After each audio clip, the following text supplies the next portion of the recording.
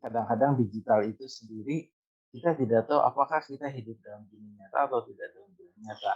Sekarang ada di istilahnya metaverse, ada istilahnya juga virtual. Virtual itu kadang-kadang membuat manusia menjadi bias. Apakah kita berada dalam kondisi nyata atau kondisi yang dalam virtual?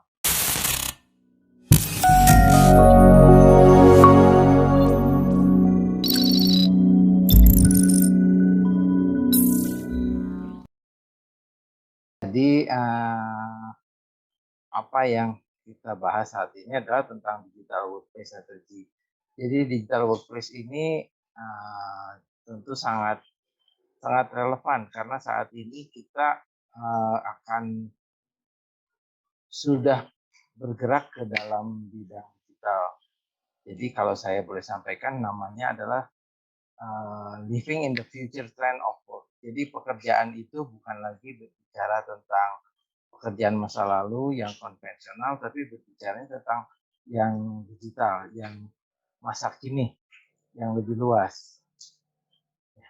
Oke, ini bagi mereka saya ulangi kembali karena mungkin ada yang baru bergabung dengan saya. Jadi nama saya Haris Sutanto. Jadi saya orang Unpad, orang Bandung.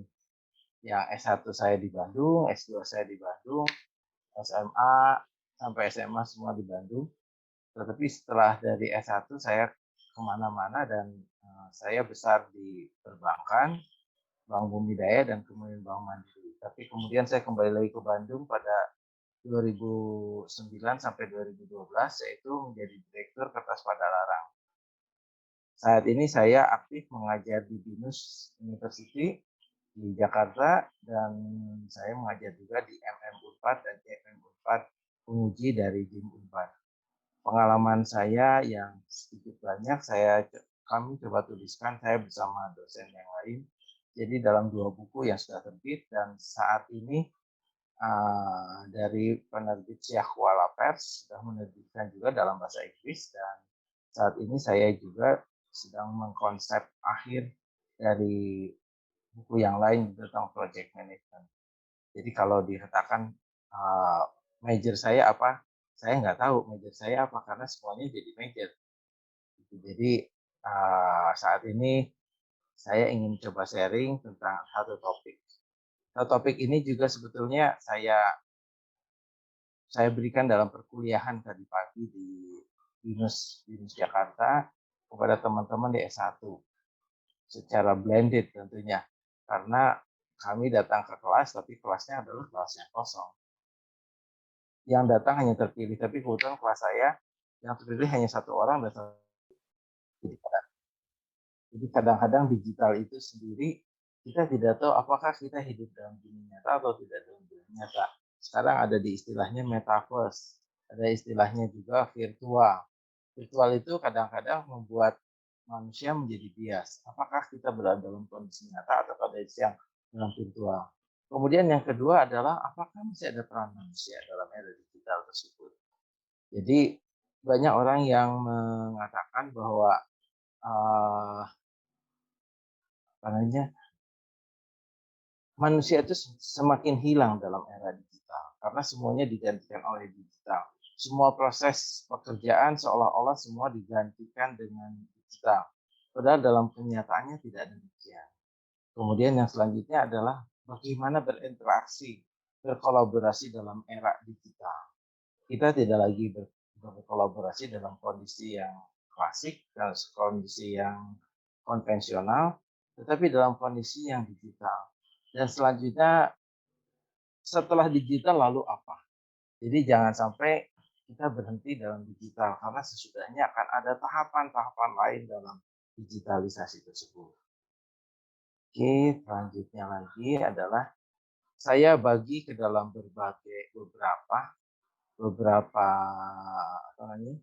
Beberapa chapter, beberapa bahasan yaitu sebagaimana berikut. Yang pertama adalah saya coba mengenal merimain kembali transformasi digital, kemudian tempat kerja itu seperti apa? Karena topik kita adalah tentang digital workplace. Jadi tentu kita harus memahami juga sebetulnya tempat kerja itu apa yang disebut tempat kerja. Apakah memang berupa tempat yang ada kursi, meja, komputer, atau ruangan, AC, dan sebagainya, atau tempat kerja lain yang berupa virtual. Kemudian the future of work, masa depan pekerjaan. Pekerjaan seperti apa? Seperti contohnya adalah bankers. Bankers, saya dulu bankers, dan beberapa fungsi perbankan itu sudah dihapuskan. Sudah diganti dengan digital, seperti ATM, itu menggantikan teller. Sebagian besar menggantikan teller. Kemudian the digital workplace sendiri apa, dan kemudian budaya digital workplace friendly. Artinya budaya apa saja yang menyatukan dalam digital workplace. Kemudian selanjutnya adalah digital workforce. Tenaga kerja berorientasi digital. Jadi bukan konvensional workforce, tapi digital workforce.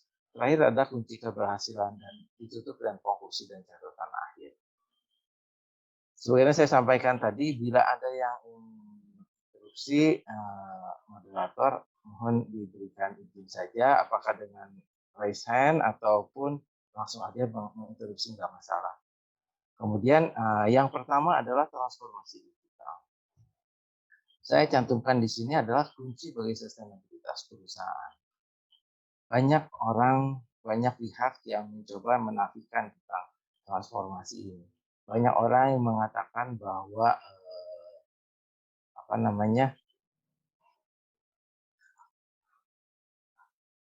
Oke, betul, raise hand saja. Oke, banyak orang yang mencoba menafikan atau meniadakan bahwa kita masih bisa menahan digitalisasi. Padahal itu tidak bisa, karena kita sudah dalam era di sana dan sudah masuk ke dalam dunia itu. Jadi ada satu kutipan bahwa seperti ini, the new beginning. New beginning ini saya ambil dari tematiknya dari Star Wars, film Star Wars, salah satu film favorit saya, yaitu the new beginning, permulaan yang baru. Tanpa disadari bahwa kita semua sudah masuk ke dalam dunia digital, kita sudah masuk untuk memulai yang baru. Dan kita semua meyakini bahwa mulai yang baru itu adalah the magic. Ada satu hal yang sakral, satu hal yang mistis, satu hal yang menggugah. Lalu seperti apa digital transformasi ini? Kita sudah paham, sudah familiar, sebagian dari kita familiar dengan automasi, familiar dengan artificial intelligence, familiar juga dengan e-commerce, bahkan menggunakan. Sekarang e-commerce sudah menggantikan traditional commerce. We explain the business world of tomorrow. This is Emma. Personally, she's well connected in the digital world. Her smartphone guarantees her constant web access and keeps her in touch with her friends. She uses dozens of handy apps to take care of everything when she's on the go, and there are thousands of new possibilities appearing every day. But why is Emma's company any different? True, she did introduce some technological tools to simplify administrative tasks, but that was many years ago, and IT has come a long way since. By now, those systems are practically ancient. When she tries to retrieve data, it can take ages. And communication with partners or customers is very roundabout. No one is ever quite on the same page. Enough is enough. It's high time for a digital transformation in the business world.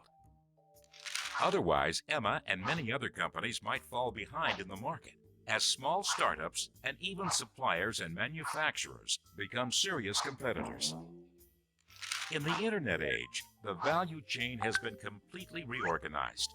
Consumers and producers are now in direct contact. That's why Emma's company, its corporate IT systems, and all of its communications are overdue for an urgent upgrade. The internet links everyone in a global network. Emma can now identify the best partner companies quickly and collaborate with them seamlessly. The data flows over broadband technology and can be accessed anywhere. This lets Emma's company seize groundbreaking opportunities. She can implement interfaces to reach customers through brand new channels that target them directly. Plus, customized product extensions lead to fresh business models that are just as versatile as today's mobile society. In the digital world, IT is not only a tool anymore, it's the central seed for every company's growth.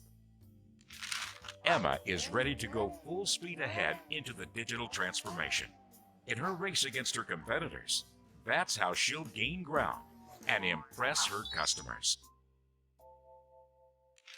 Ya, video tadi mengatakan bahwa dalam dunia yang digital, satu hal saja, cepat. Cepat, tepat, dan momentum. Kalau tidak menggunakan itu, ya akan tertinggal. Yang selanjutnya adalah kita sendiri sudah paham juga, banyak sudah paham tentang adanya blockchain, ada Internet of Things, ada cloud technology. Jadi awalnya saya pernah kagum dengan mahasiswa karena suatu saat saya minta presentasi dan dia datang ke depan, lalu minta izin akses internet dari kampus, lalu dia tampilkan presentasi dari cloud-nya. Dia tidak bawa apa-apa. Sekarang saya menggunakan hal yang sama. Internet of Things, semuanya berbicara tentang internet. Berbicara bahkan di kafe, bahkan di tempat bekerja, atau dimanapun, selalu akan ditanya pertama kali, adakah saluran internet yang kuat. Artificial intelligence yang seolah-olah mengancam kehadiran manusia. Seolah mengancam bahwa manusia tidak akan mampu untuk bersaing dengan teknologi tersebut. Kita lihat selanjutnya. Jadi transformasi digital secara isinya adalah mencari dan memanfaatkan kesempatan, menghasilkan nilai yang baik. Jadi transformasi digital di sini adalah perubahan metode, fokus, dan nilai dalam kesatuan yang dikenal sebagai transformasi. Semuanya dalam digital. Selanjutnya membangun pengalaman yang baru bagi karyawan. Ada nilai-nilai agility, ada fleksibilitas, ada kemampuan kolektif. Di teknologi digital adalah esensi tindakan dan perilaku. Teknologi bukan lagi menjadi satu barang yang di luar, tapi teknologi menjadi bagian dari kehidupan itu sendiri. Ada satu video dari Pak Jokowi. Bapak, Ibu, dan saudara-saudara sekalian, jadi perubahan dunia sekarang ini sangat cepat sekali. Lagi saya ulangi, sangat cepat sekali. Tiap detik berubah, tiap menit berubah, tiap jam berubah, tiap hari berubah, tiap minggu berubah, tiap bulan berubah. Perubahannya cepat sekali. Kalau kita bekerja linier, kalau kita bekerja rutinitas, ditinggal kita. Pasti ditinggal. Kerja kita monoton, ditinggal kita. Coba kita lihat. Ada internet. Kita banyak yang baru belajar. Apa itu internet? Sudah berubah. Ganti mobile internet. Mobile internet kita baru apa sih? Mobile internet. Ganti lagi artificial intelligence. Mesin cerdas. Apa ini? Kita belum rampung belajar satu sudah berubah ke yang lain. Inilah yang saya katakan, sering saya katakan, perubahan dunia yang cepat sekali karena teknologi. Jadi kalau kita masih berkutat, rutinitas ini, itu, ini, ditinggal, sudah ditinggal kita. Saya ingin ingatkan pada Bapak, Ibu, dan saudara-saudara semuanya. Coba kita lihat Elon Musk berbicara masalah Tesla, mobil fantastik masa depan.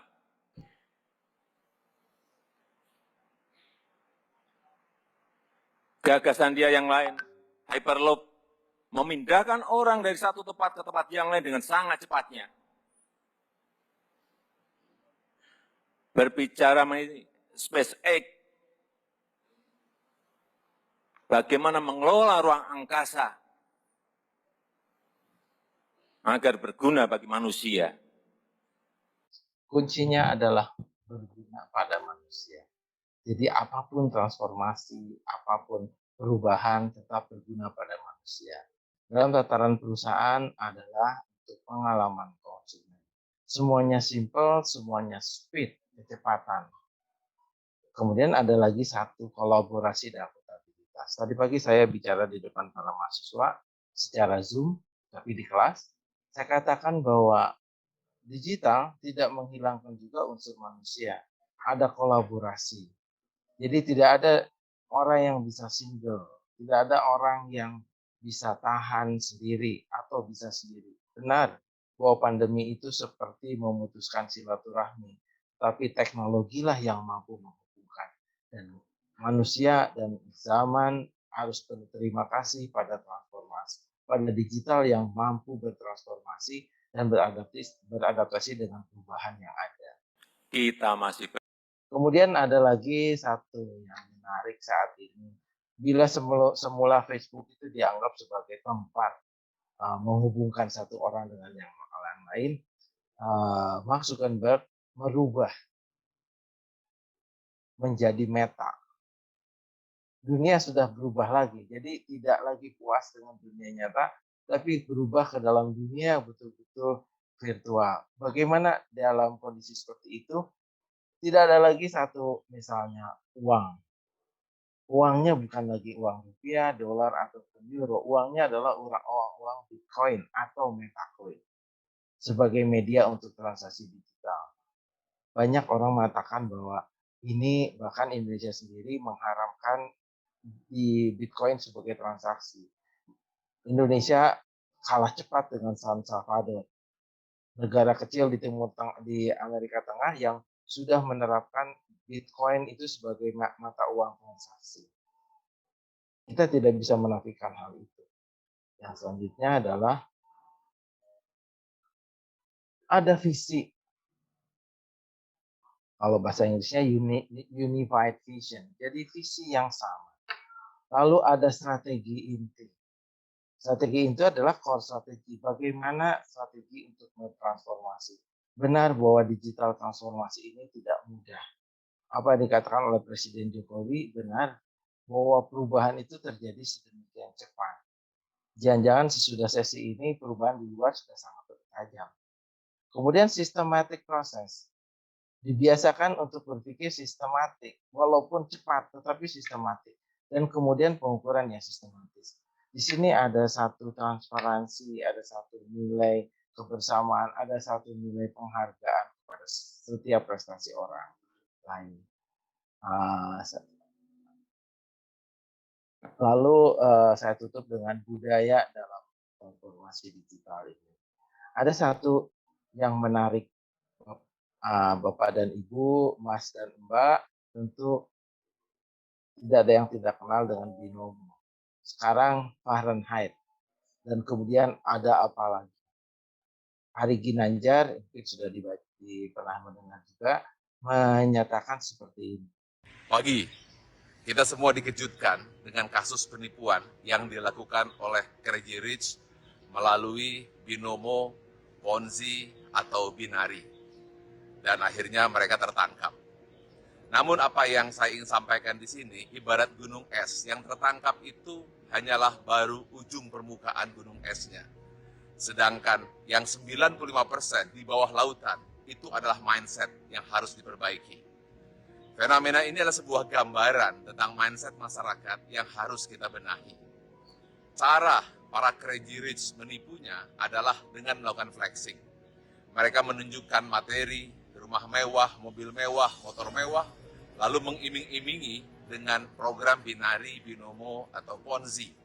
Lalu mereka yang ingin jalan mudah berlomba-lomba mengikutinya dan akhirnya tertipu.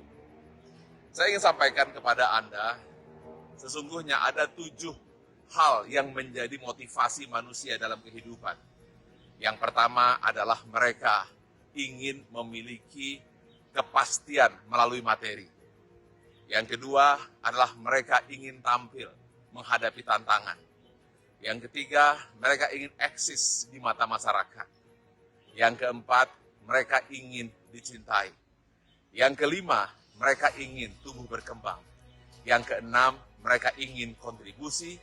Dan yang ketujuh, baru mereka memiliki makna hidup tertinggi.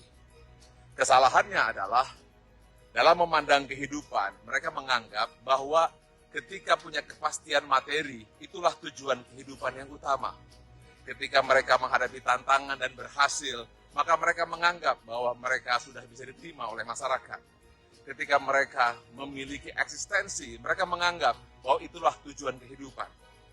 Namun para crazy rich itu menunjukkan bahwa keberhasilan itu, kalau dia menunjukkan mobil mewah, rumah mewah, dan kemudian masyarakat menganggap itulah keberhasilan. Padahal keberhasilan sejati manusia adalah ketika ia mampu memberikan kontribusi kepada masyarakat seluas-luasnya. Iya, budaya dalam mendukung keberhasilan. Ada nilai-nilai yang mendalam dalam euforia atas digital ini. Jadi digital ini dimanfaatkan oleh mereka-mereka yang mengaruh keuntungan yang cepat untuk keuntungan pribadi tentunya. Jadi membuat satu ilusi bahwa keberhasilan itu bisa dilakukan dengan singkat, dengan jalan pintas, shortcut. Padahal yang terjadi tidak demikian. Tapi itu adalah sisi negatif. Tapi apakah transformasi digital harus dimusuhi? Jawabannya tidak. Apa dikatakan oleh Presiden Jokowi sangat benar bahwa mereka yang tidak mampu atau tidak mau, tidak berkompeten atau tidak ingin untuk mengikuti dari transformasi digital ini, maka mereka akan tertinggal. Dan siapa yang rugi? Yang bersangkutan. Sedangkan transformasi bergerak cepat, sangat-sangat cepat. Dan itu yang sedang kita hadapi semua. Untuk sementara ada yang mau bertanya sampai di sini? Silakan. Ya, silakan teman-teman kalau saya ada yang mau ditanyain. Tadi dari beberapa video juga. Oke, silakan. Pak Wawan tidak ada, biasanya Pak Wawan ada. Silakan boleh langsung. Dari Dr. Sutomo dari jauh, dari Surabaya, mungkin ada yang bertanya. Mas video mungkin atau Mas ya tuh dari Pak Wawan. Pak Wawan, apa kabar Pak Wawan? Iya nih yang dari Surabaya. Oh enggak, ini kayaknya belum hadir Pak. Oh, oke. Pak Ahmad Irfan mungkin ada yang bertanya. Iya.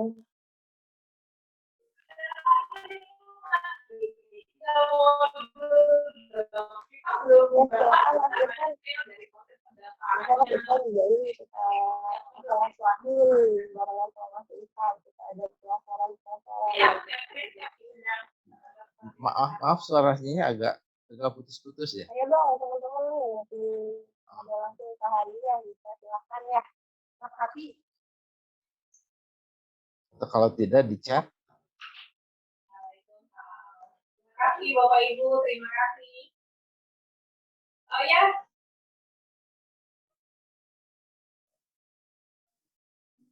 Oke, kalau tidak ada saya mempersingkat waktu saja, saya teruskan. Jadi bila ada yang mau bertanya, monggo mangga silahkan langsung saja. Selanjutnya adalah tempat kerja.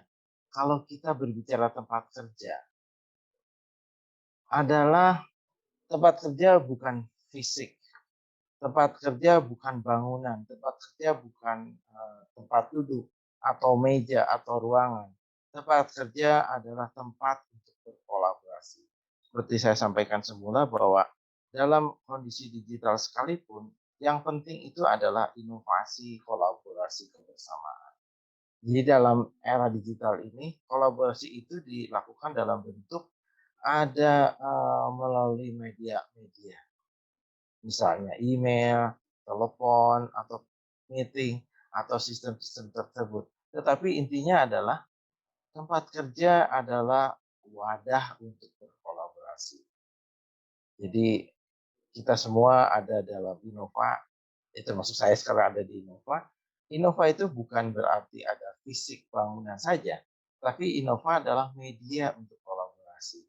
Kolaborasinya adalah untuk apa? Untuk meningkatkan nilai, creating the value. Lalu bentuk apa kolaborasi yang terjadi? Yaitu bekerja sama untuk orang lain, untuk memproduksi atau mengkreasi sesuatu. Jadi ada disebutnya ini one word. Saya katakan one word. Dunia ini dunia yang satu. Jadi dalam pandemi ini kita semua melihat bahwa dunia sebetulnya sedang bergerak ke dalam kesatuan. Benar, sekarang sudah mulai terpecah dengan perang dan sebagainya. Tetapi pada intinya manusia itu sudah bergerak ke dalam kesatuan, kolaborasi. Seperti vaksin. Vaksin dihasilkan bukan oleh satu orang, tapi vaksin dilakukan oleh banyak pihak. Ada bisnismen, ada juga ilmuwan, ada juga akademisi. Tujuannya satu. Tadinya bertujuan untuk mengalahkan virus, sekarang yang dilakukan adalah menjadi endemi, bersahabat dengan virus. Tapi tentu dengan perlindungan, dengan proteksi. Itulah kolaborasi. Kemudian permasalahan umum di tempat kerja biasanya seperti ini. Kompleksitas. Sulit untuk dipahami. Mau kemana sih si bapak ini? Atau pemimpin juga melihat anak buah, mau bagaimana sih anak buah saya ini? Diberikan keluasan untuk berinovasi, berkreasi, tidak dilakukan. Tapi diberi target yang lebih panjang, juga tidak dilakukan. Jadi apa yang dilakukan? Masing-masing terjebak dalam kompleksitas di mana masing-masing pihak tidak sulit untuk mengerti. Kemudian fragmentasi.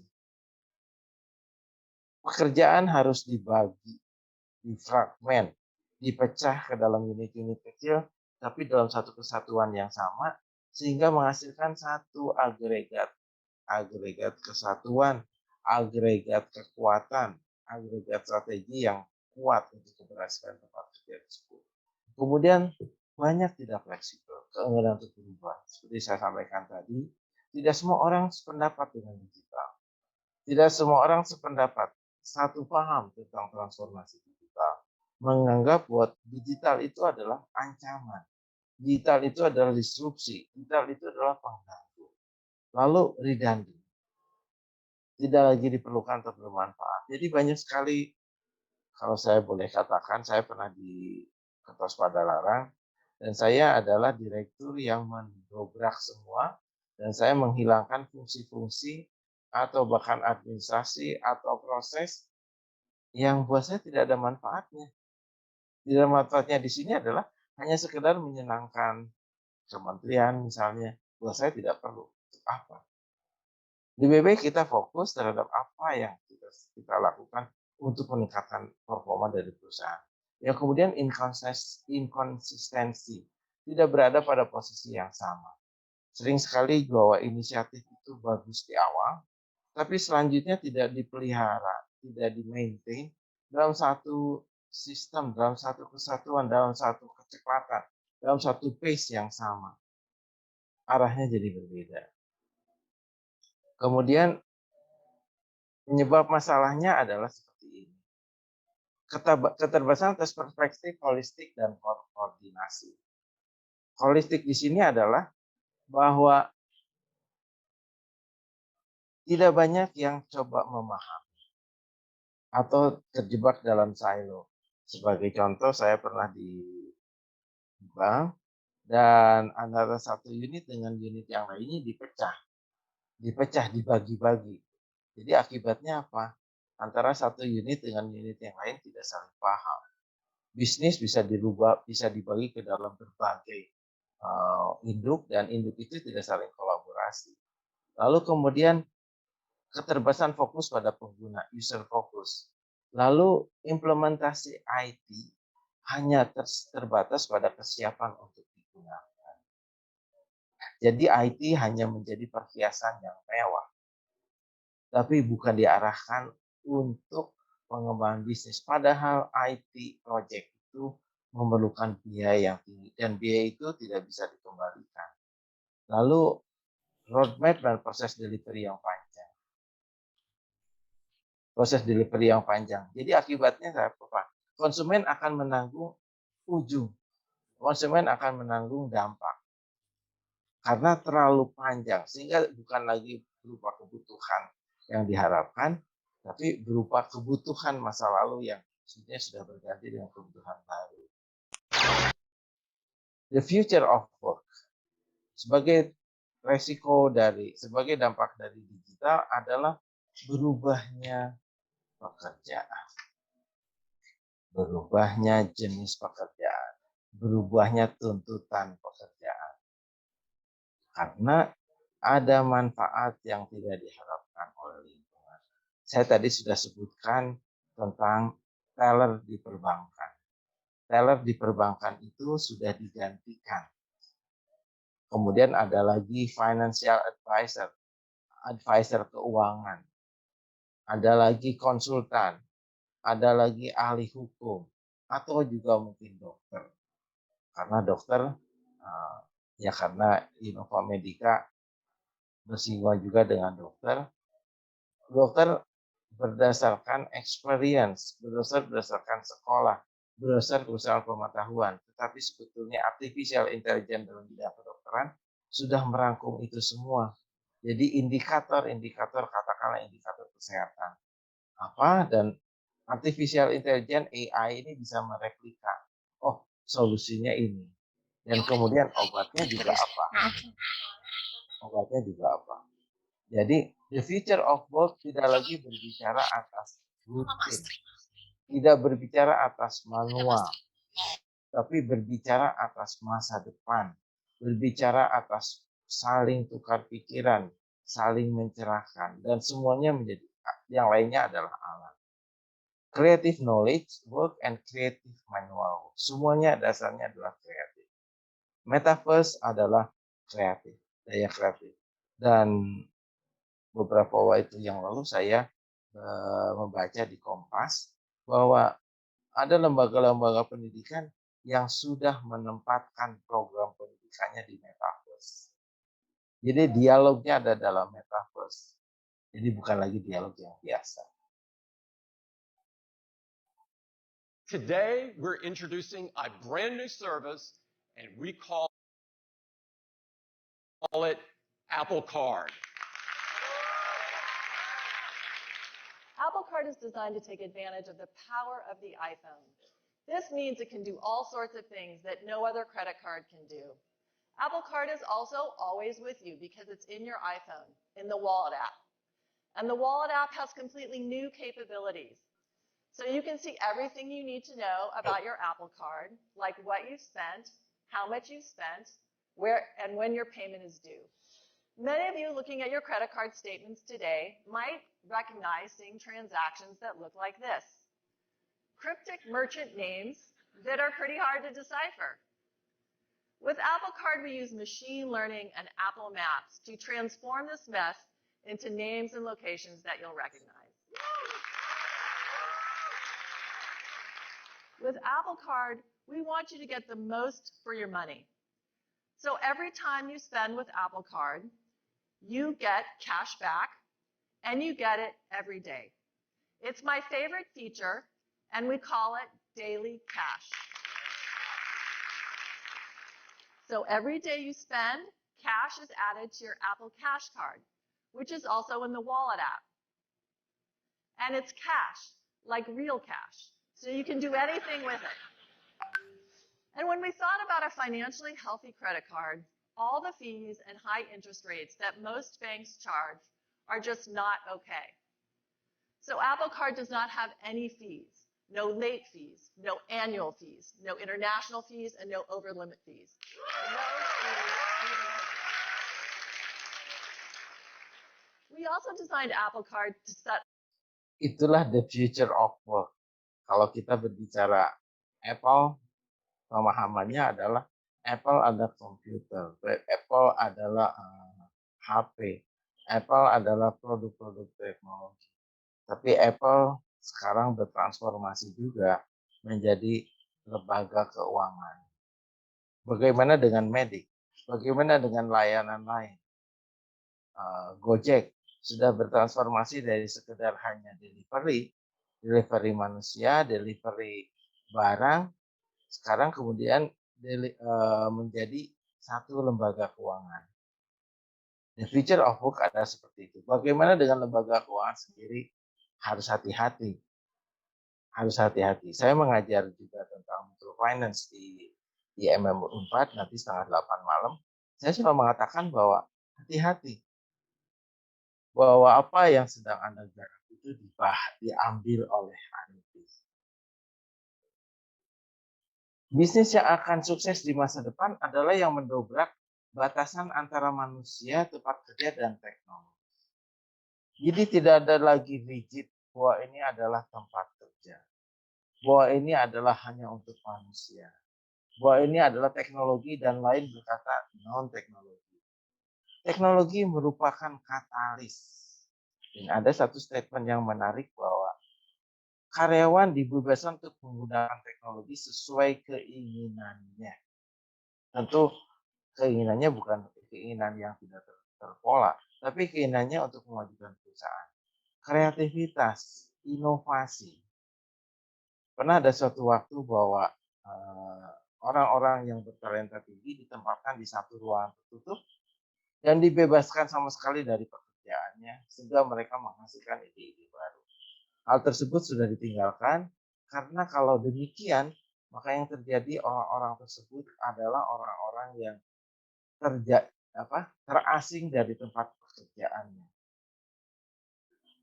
Oke. Pendekatan baru adalah konsumen selalu mengharapkan lebih sedikit, lebih mudah. Fewer and simpler. Yang kedua adalah konsisten. Sistemnya konsisten. Tidak berubah-ubah. Apa yang ditetapkan di depan itu akan tetap digunakan sampai di tengah ataupun di belakang. Bayangkan kalau misalnya sistem itu sendiri berubah-ubah setiap saat, terlalu dinamis alasannya. Akibatnya apa? Tidak akan. Sistem ini sendiri bisa berfungsi sebagai sistem pekerjaan atau sistem aplikasi. Kemudian yang ketiga adalah fleksibilitas. Fleksibilitas untuk melakukan pekerjaan pada waktu dan tempat yang paling sesuai. Saya sharing bahwa suatu waktu di bank tempat saya, kita masih menggunakan tolok ukur yang kuno, yaitu absensi. Lalu saya bertanya, mengapa kita masih absensi? Jawaban direktur adalah, Anda punya cara untuk menilai integritas karyawan selain absensi? Kalau ada, silakan. Sekarang saya mengatakan bahwa absensi adalah kuno, cara yang kuno. Tetapi tentu ada job-job yang harus dilakukan dengan absensi, ada dengan shift. Tapi untuk pekerjaan-pekerjaan tertentu yang memerlukan fleksibilitas, absensi adalah menjadi sesuatu yang ditinggalkan. Kemudian yang selanjutnya adalah integrasi yang lebih baik. Integrasi. Era digital adalah era integrasi, kolaborasi, inovasi bersama. Yang keempat adalah performa dan stabilitas yang lebih baik. Stabil. Kalau misalnya performa turun naik, maka konsumen akan meninggalkan bisnis kita. Beberapa tren yang saya boleh sampaikan, saya sedikit saja adalah tentang kepemimpinan. Kepemimpinan dengan multidimensi. Saya melihat dari sekilas dari Anda yang hadir di 27 orang ini, 26 berarti di luar saya, banyaknya adalah wajah-wajah milenial atau mungkin lebih muda daripada milenial. Saya ingin tanya kepada salah seorang di antara audiens, yaitu saya santun saja Pak Raga atau Mas Raga, ada? Raga, Mas atau Mbak ya, lupa, nggak tahu. Ya Pak Hari. Iya. Kalau Mas Raga itu Mas, Oh, Mas ya. bukan Oke, Mbak. Mas Raga. Ada Mas Iya. Raga. Silakan Mas Raga. Mas Raga ini sistem support yang ada di Surabaya, Pak Hari. Silakan Mas Raga, Pak Hari bertanya nih. Suatu kesempatan yang baik loh kalau Pak Hari yang menunjuk langsung. Kali malu-malu ya, ya. Ya, mungkin di toilet sama temennya sebelahnya, Mas Raga. Tidak ada mic atau apa nih?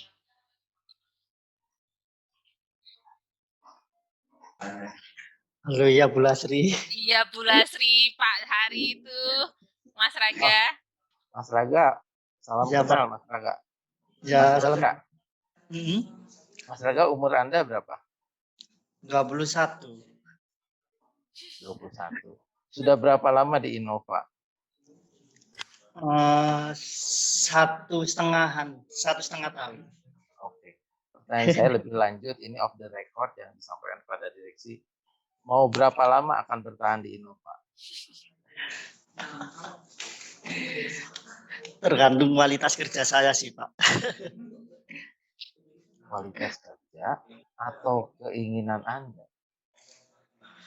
Kalau itu sih, kalau saya lihat dari segi kualitas saya juga ingin ini sih, membanggakan orang tua di segi unit IT sama rumah sakit.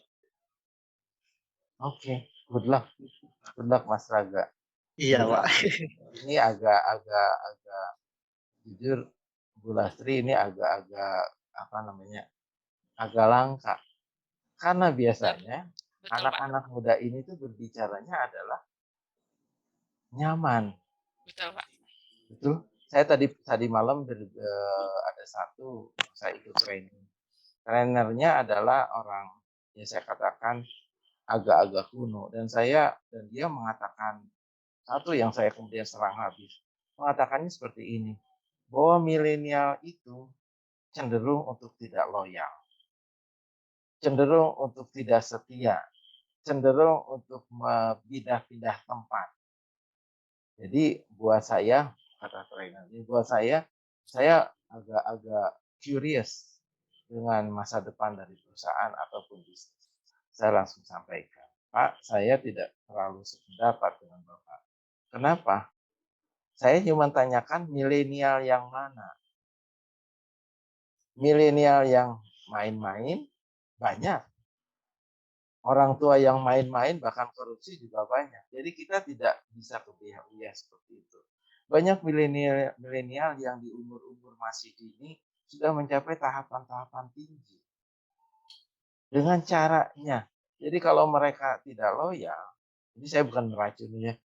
Mereka tidak loyal, mereka melihat bahwa perusahaan itu, tempat bekerja itu tidak satisfying, tidak memuaskan. Tidak memuaskan bukan berarti uang. Jadi saya mengoreksi juga waktu saya di bank, saya pernah diskusi, dan diskusinya agak panas. Mereka mengatakan bahwa kalau kita gaji orang dengan pantas, mereka nggak akan tinggalkan Bank Mandiri. Yang terjadi adalah ada 75 orang di Bank Mandiri pergi dan menjadi kepala cabang di tempat lain dan gajinya 2 kali lipat. Saya katakan, bagaimana dengan seperti itu? Jadi, please, ada hal tertentu. Nah, the future of work itu adalah berbicara ini, bahwa IT, SDM, terus kemudian ada jadi pekerjaan itu harus fleksibel, dinamis.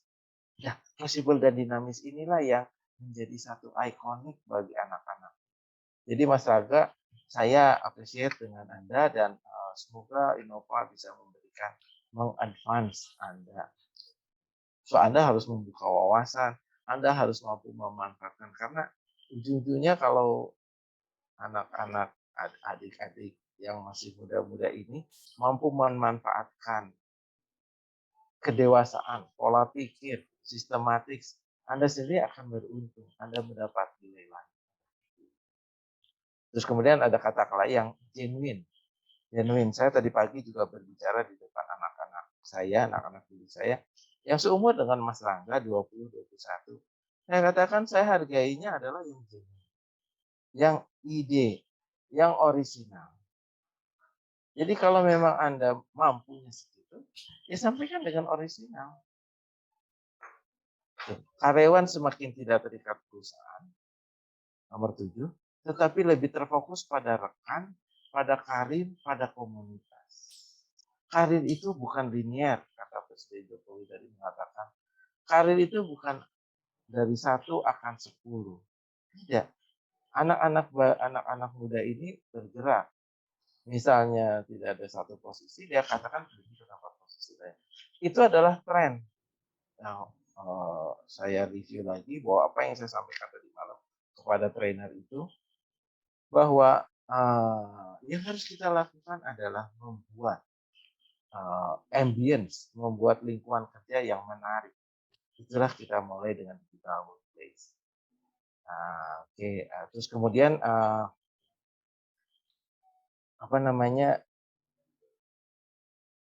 orang-orang yang terpilih, orang-orang yang punya kemampuan itu menjadi aset, dan aset itu menjadi langka.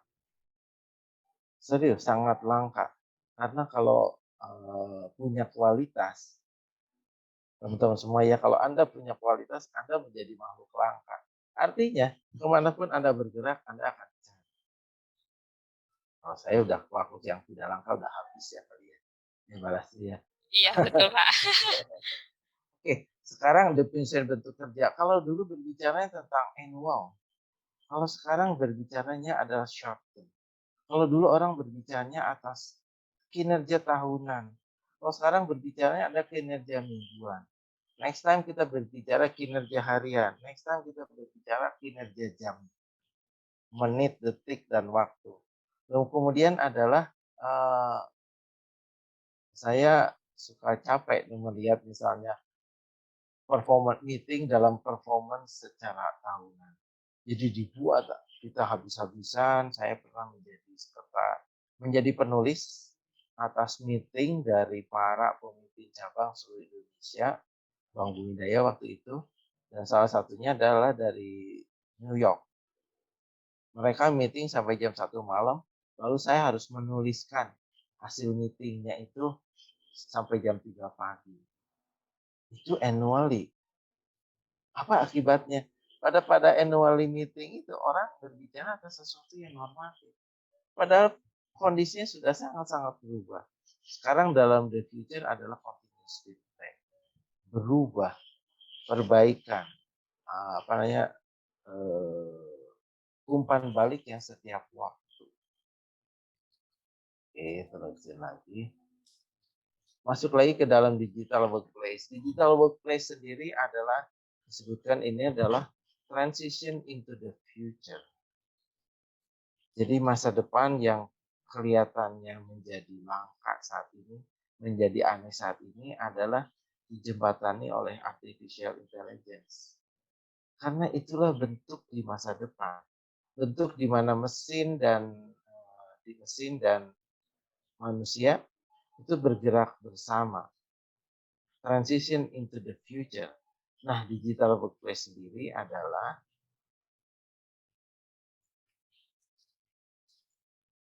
lingkungan kerja yang digital yang dirancang tujuan dan holistik dengan pengguna di depan dan di tengah. Artinya semuanya terpola, semuanya terstruktur, semuanya sistematik dan dirancang secara holistik.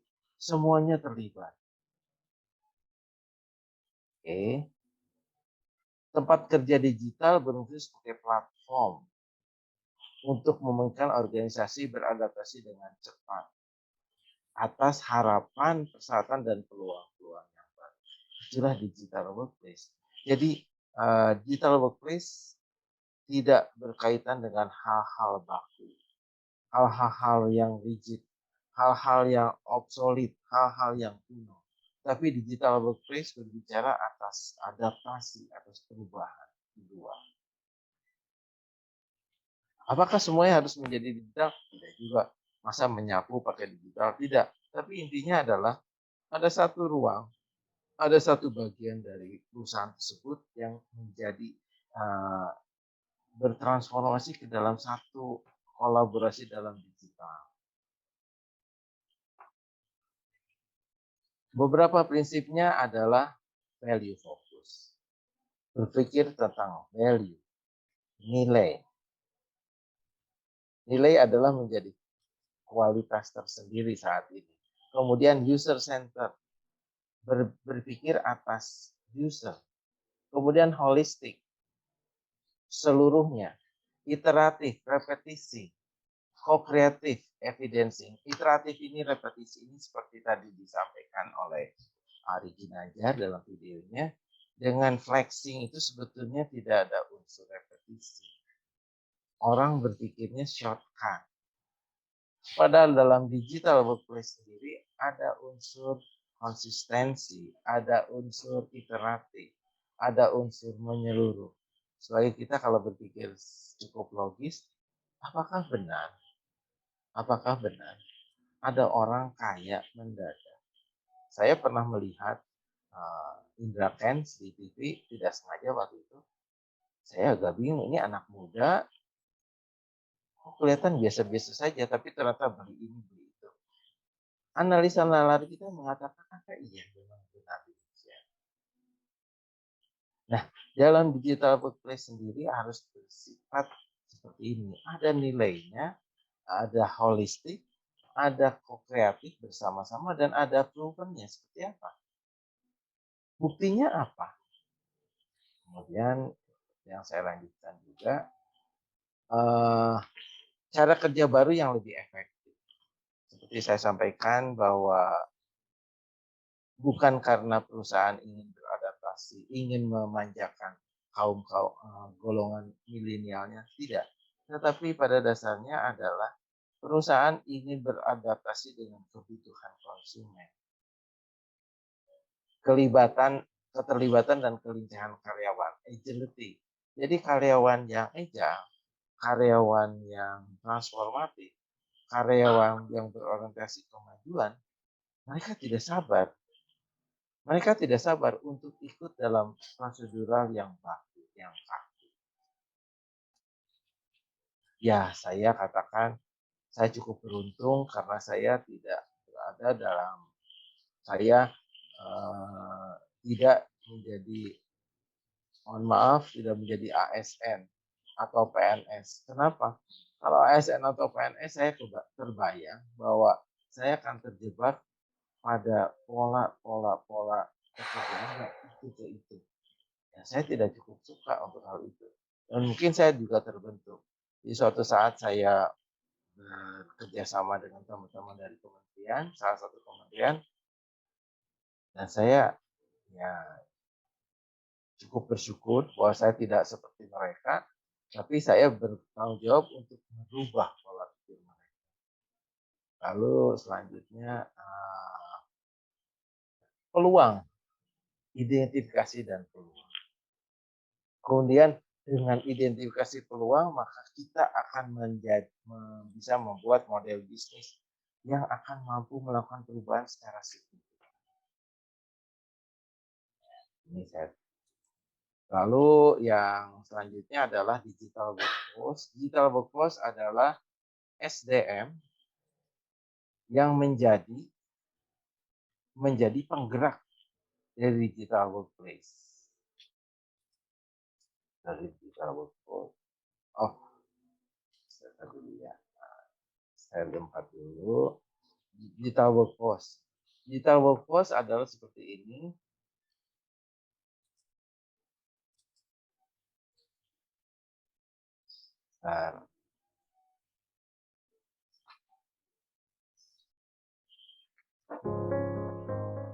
Our investment in RPA has allowed the organisation to grow, to do more, to enhance the quality, to do it in a far quicker time than maybe we would have done traditionally, and put that back into the organisation. So those people are actually doing more for us now. It continues to be a fundamental element of our armoury we deploy on a regular basis to help the organisation address its challenges. Robotic process automation services by Digital Workforce increase the efficiency of daily routine assignments and eliminate the possibility for human error. Companies gain more strategic agility by reallocating resources to comply with core competencies while cutting data processing costs in half. Digital workers ensure mistake-free continuous productivity as they are operational 24/7. They can easily switch between processes without interruptions or fatigue. Employees are relieved of reoccurring unproductive tasks and get to enjoy a more empowering daily routine. Incorporating a digital worker to your organization doesn't require modifications to current IT systems and fulfills even the strictest IT security requirements.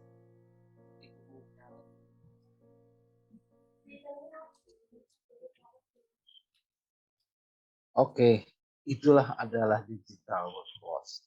Digital workforce artinya yaitu tadi SDM yang memiliki kualifikasi untuk menjadi pengelola digital. Ya. Oke. Saya teruskan aja sampai kepada sebetulnya apa yang menjadi kunci keberhasilan. Kunci keberhasilannya atas perubahan yang ada untuk membentuk digital workplace adalah yang pertama adalah paradigma. Paradigmanya adalah seperti ini. Paradigm shift. Paradigm shift itu adalah perubahan.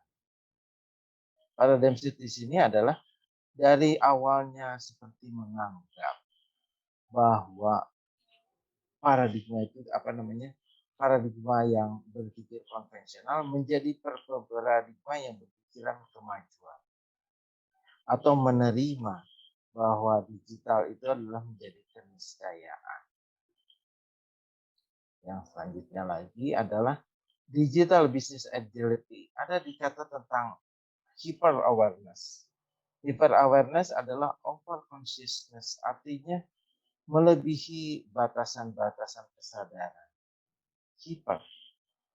Digital business agility adalah gabungan dari hal itu. Kemudian yang kedua adalah inform decision making. Jadi transparan dan jelas. Transparan dan jelas di sini adalah transparan dan jelas. Lalu yang selanjutnya adalah eksekusi. Kita tidak mungkin mencapai digital business agility kalau eksekusinya lambat.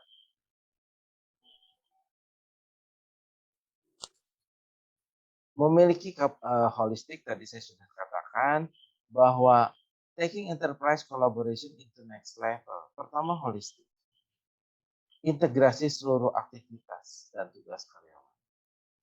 Dan memungkinkan transformasi bisnis menjadi perusahaan digital. Jadi artinya bahwa seluruh aspek, seluruh bagian dari perusahaan itu dibuat dalam bentuk, dalam perpikiran holistik. Yang kedua adalah koheren. Tampilan tunggal dan terpadu dari data perusahaan. Yang selanjutnya adalah dapat digunakan, bermanfaat, useful. Yang selanjutnya adalah productivity, pada solusi nilai tambah. Jadi keberadaan digital workplace, keberadaan transformasi digital adalah untuk seperti ini, berfokus pada nilai tambah. Daripada menginvestasikan waktu dan upaya dalam pekerjaan marginal. Artinya pekerjaan yang repetitif itu bukan ranahnya lagi digital workplace. Pekerjaannya harus berpikiran maju, berpikiran value creation untuk masa depan.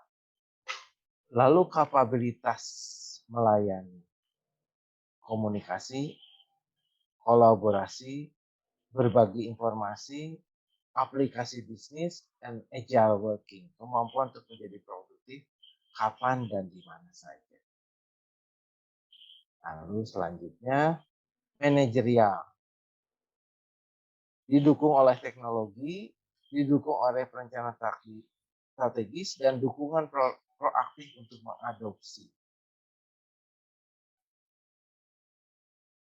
Lalu business agility adalah gabungan antara culture, kepemimpinan, strategi, dan tata kelola yang memberikan nilai tambah. Kembali diulangi atas nilai tambah.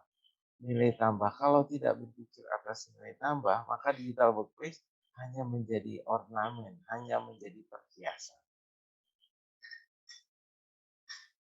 Dukungan knowledge workers, kata Steve Jobs begini. We hire smart people so they can tell us what to do. Jadi orang yang smart bukan diberitahu apa yang harus Anda lakukan, tapi orang yang smart itu akan memberitahu perusahaan apa seharusnya yang dilakukan.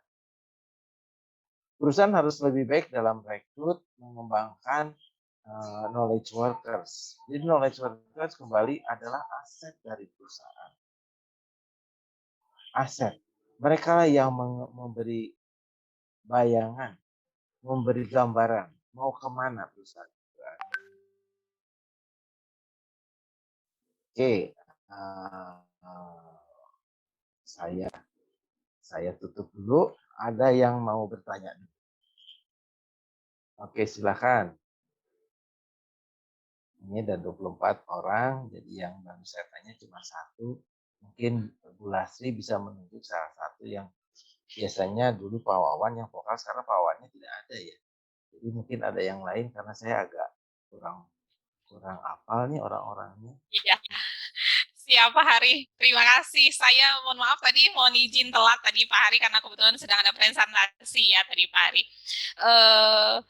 Tadi Pak Hari ada sebutkan namanya Raga. Kelihatan Pak Hari ini punya indera keenam juga nih. Ya memang secara personal saya juga punya ketertarikan dengan Raga nih. Motivasinya bekerja itu demi orang tua tuh Pak Hari. Tadi tepat sekali orang yang ditunjuk. Jadi nih, kalau misalnya boleh menunjuk orang kedua, Pak Hari, saya ingin menunjuk Habibi yang sedang ada di balik papan. Silahkan bertanya ke Pak Hari. Ya, Ikhwan Habibi. Ini Ikhwan Habibi pura-pura nggak dengar atau emang beneran nggak dengar ya? Habibi. Ya, saya singgol temennya Fatoni. Habibi dipanggil gitu sama Bu Lasri.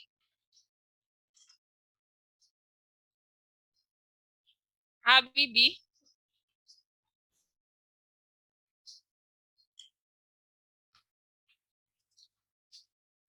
Kelihatannya mic-nya tidak ada. Coba saya lihat. Di sini 24 partisipannya Pak Hari, tapi dalam satu misalnya RSIH Garut itu ada 4 orang Pak akunnya menggunakan satu. Jadi kurang lebih kita yang hadir saat ini kurang lebih 50 orang Pak.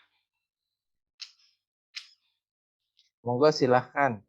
Ya silahkan Mas Habibi. Ada yang mau ditanyakan ke Pak Hari? Kesempatan yang baik loh bisa bertanya ke Pak Hari dengan background-nya, dengan materi yang sangat luar biasa. Silahkan. Bisa juga jadi ajangnya kamu curcol, Habibi, terkait perusahaan, mungkin kendala-kendala yang kamu hadapin. Silahkan, Habibi.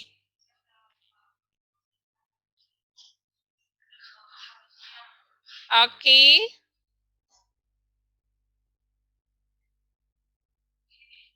Itu masih di mute. Iya, Ibu. Ya, silakan bertanya.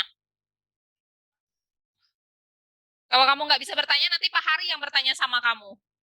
Jangan, nanti saya ujian. Tadi habis bikin isu, Bu. Oh, alasan bikin isu. Nggak percaya. Silakan. Curcol paling ya.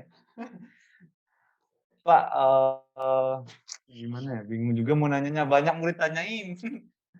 Ya, silakan. Soal Satu kerjaan. saja. Gimana ya?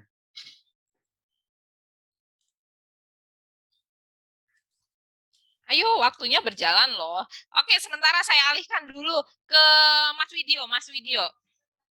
Mas Widyo ini sebenarnya ada di Bandung, tapi sedang tugas di Surabaya. Silakan Mas Widyo. Biasanya ini sangat suka menanyakan sesuatu yang terkait dengan pribadinya juga, hubungannya juga, dan lain-lainnya. Silakan Mas Widyo.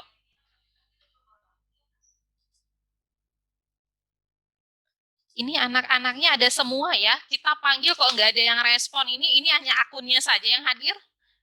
Ke depan nanti HCM akan absensi ya.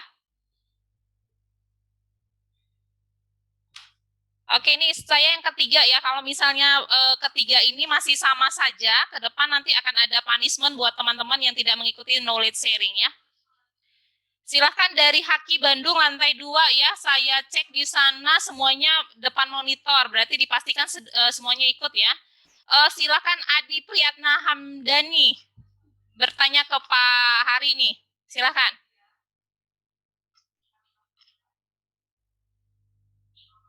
Kenapa tangannya aja yang bermain? Silahkan. Dibantu HCM ke atas dulu memfasilitasi mereka. Mohon maaf Bu, lagi admin Bu, ada yang admin Bu. Oh, silakan lempar ke depannya. Mohon maaf. Silakan ke depannya. Mbak apa itu? Mbak yang di depannya apa? Mbak Rani ya? Mbak apa itu yang di depan? Mbak Ismi, Mbak Desi siapa tuh? Saya nggak bisa lihat dari sini.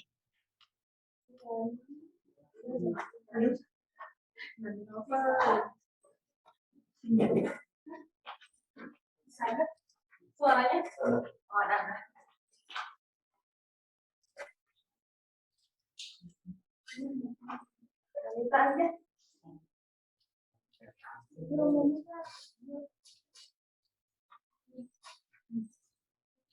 Ini banyak begini ya Bu ya sebetulnya. Iya Pak, jadi kita memang tersebar di beberapa proyek, ada di Surabaya, Balikpapan, dan di Surabaya itu juga ada beberapa proyeknya Pak. Jadi di satu rumah, kita kebetulan sedang ada di 4 rumah sakit tersebar timnya. Untuk yang di Bandung ini timnya tersebar ke Garut, ada itu RSIA Garut Pak. Nah, jadi memang kita langsung di workshopnya rumah sakit Pak. Nah, memang ada case-case yang memang seperti tadi Mas Adi sedang nangani error bug sehingga tidak bisa ini langsung ini. Boleh kalau misalnya gimana? Masih ada yang mau bertanya di lantai 2 tadi yang saya tunjuk siapa terakhir? Wajib dulu Bu. Siapa? Saya Bu mau tanya. Oh boleh. Oh iya Basir, silakan Basir. Imamnya Innova nih, Basir, silakan. Ya, selamat sore. Sore. Izin mau tanya ya. Tadi kan jelaskan banyak sekali tentang teknologi kemudian kemanfaatannya. Nah, ini coba saya tanya misal ke depan ya.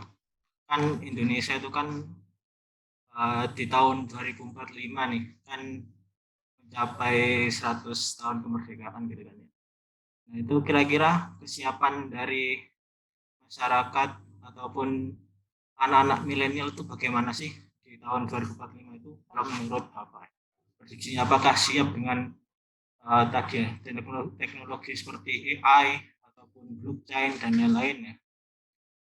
Itu sih mungkin yang ingin saya tahu ya. Di tahun 2045 itu gimana sih di era 100 tahun kemerdekaan Indonesia yang itu kita akan mendapatkan bonus demografi itu sendiri. Ya, terima kasih. Oke, terima kasih Mas Basir. Mas Basir sekarang umurnya berapa? Saya 23. 23 berarti kalau 45 itu kan 22 tahun lagi. 23 tambah 22 berarti umurnya 45 ya. 45 itu sebetulnya kalau disebutkan adalah golden age. Nah, pada saat 2045 itu sebagai contohnya Anda, Mas Basir ini akan menjadi golden age yang mampu menjawab apa yang Anda tanyakan sendiri.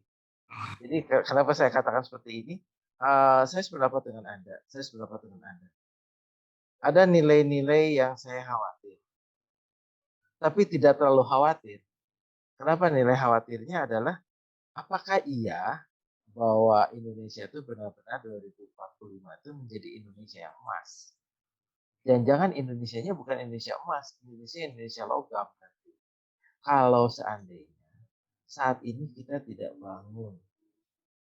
Saat ini Mas Basir, karena saya di edukasi, di pendidikan, saya mungkin kadang-kadang prihatin. Serius, 2 tahun ini saya prihatin. Kenapa yang saya ajar itu, baik S1, S2 maupun S3, itu kemampuan mensintesa, artinya mensintesa itu berpikir. Itu jauh menurun selama pandemi ini. Jadi kalau Anda sekarang ada di Innova, bekerja, Anda tentu kan taktis ya.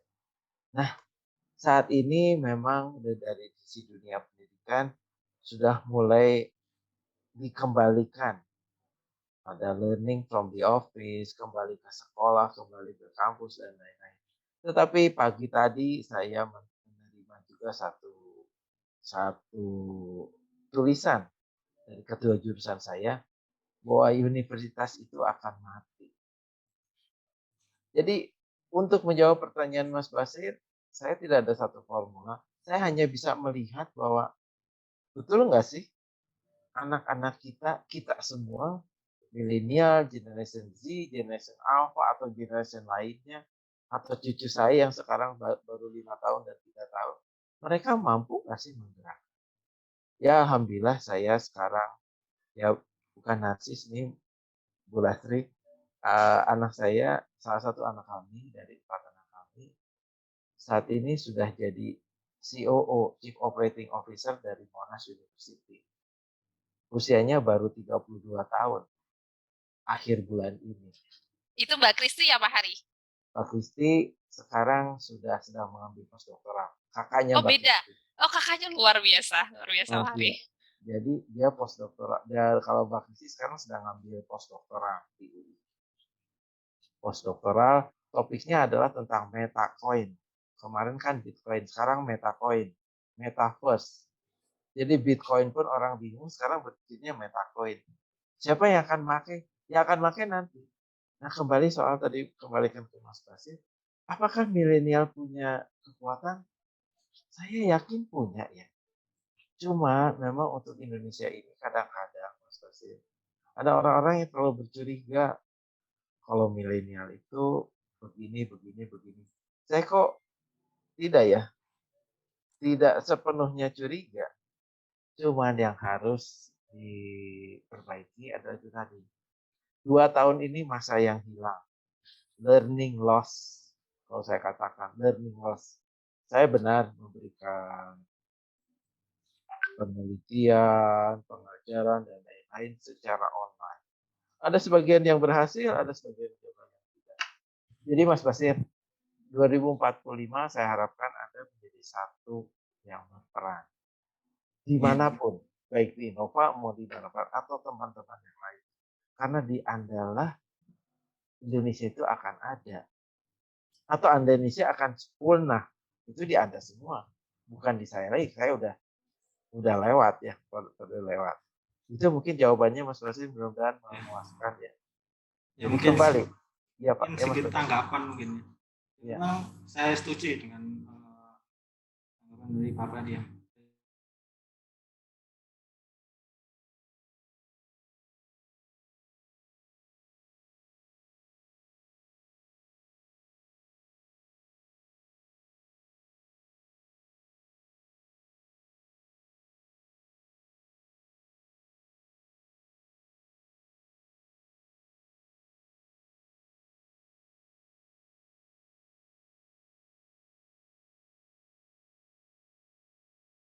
Untuk anak-anak milenial yang punya kesempatan, punya potensi kemudian diberikan ruang itu sih kalau menurut saya sih adanya ruang-ruang khusus untuk milenial yang mungkin di di potensinya itu bakat di coding ataupun di di bagian IT. Nah itu perlu diberikan ruang-ruang biar bisa berjalan kita kemudian dapat banyak sintesis tadi. Ya, setuju Mas Basir, setuju. Betul, kesempatan ya. Kesempatan, dialektika, harus diberikan kesempatan untuk berdialog. Kesempatan untuk mencurahkan dengan bahasa milenial sendiri. Jadi alangkah tidak eloknya kalau bahasanya sendiri kita berbeda. Atau ada semacam misalnya dari awal dikatakan, anak-anak sekarang sih begini.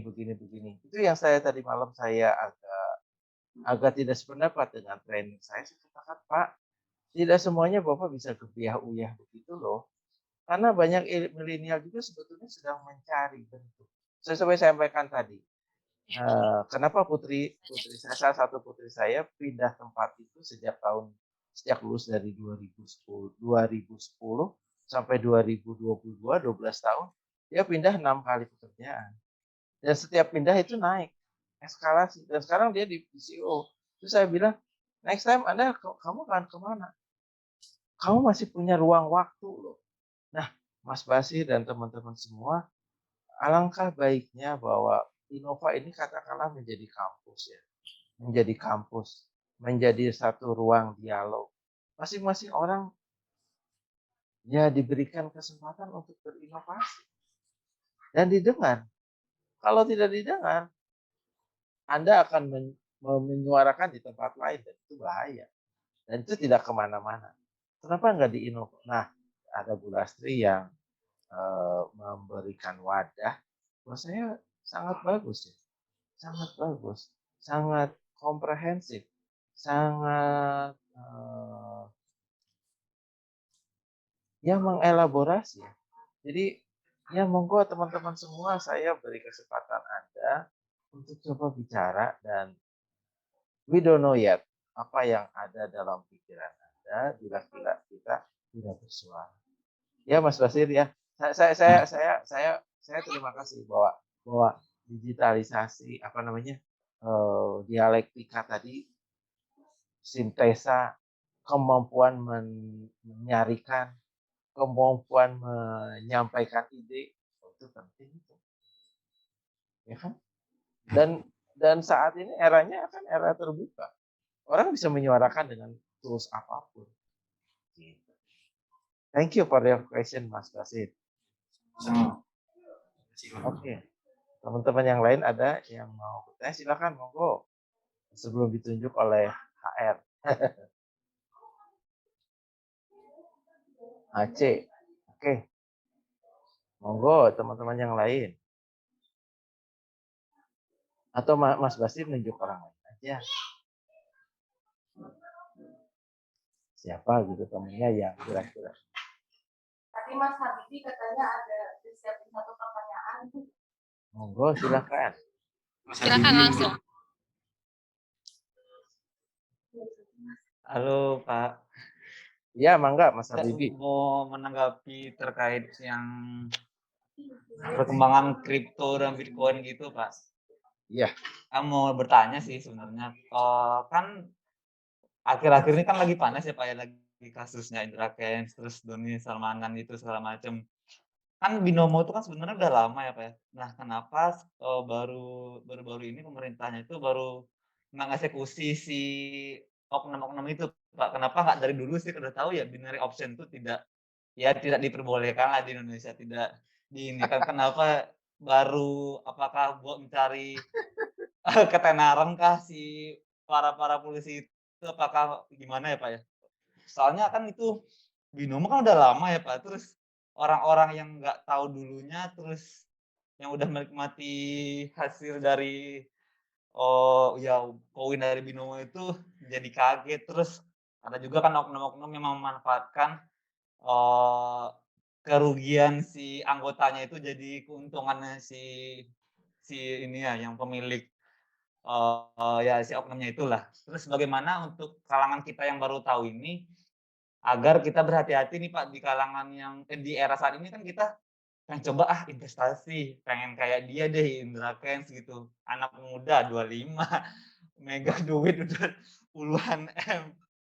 Siapa yang bisa kayak gitu? Terus satu itu Pak, bagaimana caranya kita bisa di era saat ini bisa memilah-milah nih, yang mana investasi bodong, yang mana ini misalnya karena kita butuh ekonomi, terus gaji UMR misalkan tergiur tuh, modal segini aja bisa nih gitu, pengenlah ikut kayak gitu.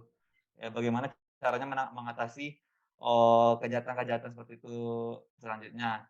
Terus yang kedua Pak, melenceng dari kripto itu, kan sekarang di eranya pandemi Pak, ini WFH dan WFO gitu.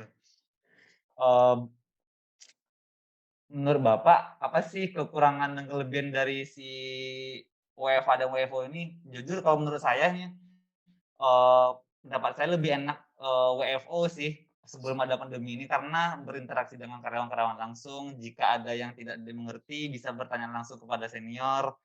Kalau di pandemi ini kan susah nih. Kalau misalkan apalagi saya kan belum lama lah berkecimpung di dunia kerja profesional gitu. Jadi maklum nih kalau misalkan ada yang nggak paham jadi susah bertanya gitu loh ke para senior. Itu saja Pak pertanyaan dari saya Pak. Oke Mas Habibie, thank you banget. Ya, jadi ya yang dijual itu kan menurut Anki Nanjar tadi adalah flexing, ilusi kekayaan. Pendapat sih, siapa sih yang nggak tertarik kalau gaji UMR udah bekerja puluh, saya aja yang di bank, saya bekerja di bank sekian tahun ya, 28 tahun. Terus kemudian gaji saya yang terakhir itu kalah oleh gaji anak saya. Waduh, kesel juga. Ada bangga juga, ada kesel juga, ada sedih juga. Nah, bagaimana dengan orang yang menjual image? Seperti sekarang, Mas Habibie. Kalau saya tadi tanya ke mahasiswa, kamu kalau sudah lulus mau jadi apa? Jawabannya yang sangat mengagetkan adalah YouTuber, Pak. Pembuat game konten, Pak. Kenapa? Saya bisa menjual 50 miliar game saya ke perusahaan Jepang. Ada itu. Ada lulusan saya seperti itu. Nah, saya ingin seperti dia.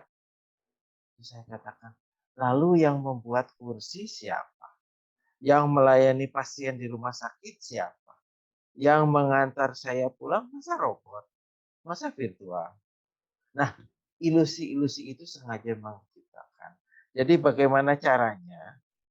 Saya juga pernah ditawari robot trading, Mas Ivan. Robot trading. Yang nawari adalah salah satu lembaga konsultan ternama di Indonesia yang kebetulan teman saya, junior saya juga waktu di Bank Mandiri.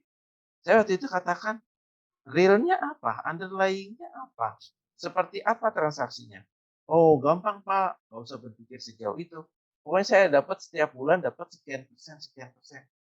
Ya saya nggak mau, pertama saya nggak mau, yang kedua duitnya juga nggak ada. Jadi bagaimana supaya mensosialisasikan bahwa orang itu maklum ya dengan digital ya. Itu yang sedang dibuat oleh ya anak saya, Dr. Kristi, bahwa dia sendiri ada satu misi. Bagaimana orang tuh melek kripto itu seperti apa sih? Transaksi kripto itu seperti apa dan bagaimana terhindar? Alhamdulillahnya ternyata OJK juga tidak tahu. OJK tidak tahu. OJK salah satu komisioner OJK-nya menjadi penguji anak saya dan dia bertanya hal-hal yang sangat. Jadi kalau dikatakan ketenaran, ya mungkin saja. Atau yang kedua, mungkin saja ada nilai-nilai ekonomi di dalamnya. Atau yang ketiga adalah ketidaktahuan bagaimana cara nangkep. Oke, kemudian yang selanjutnya adalah tentang WFH atau WFO. Saya 2 tahun terakhir ini malah jadi males ya, Mas Habibie. Saya harus datang ke kampus. Oh, saya paling resisten tuh. Resisten, bener resisten. Kenapa? Ya kan kita nggak tahu pandemi ini di mana. Binus memaksa saya sudah 6 kali bolak-balik ke kampus.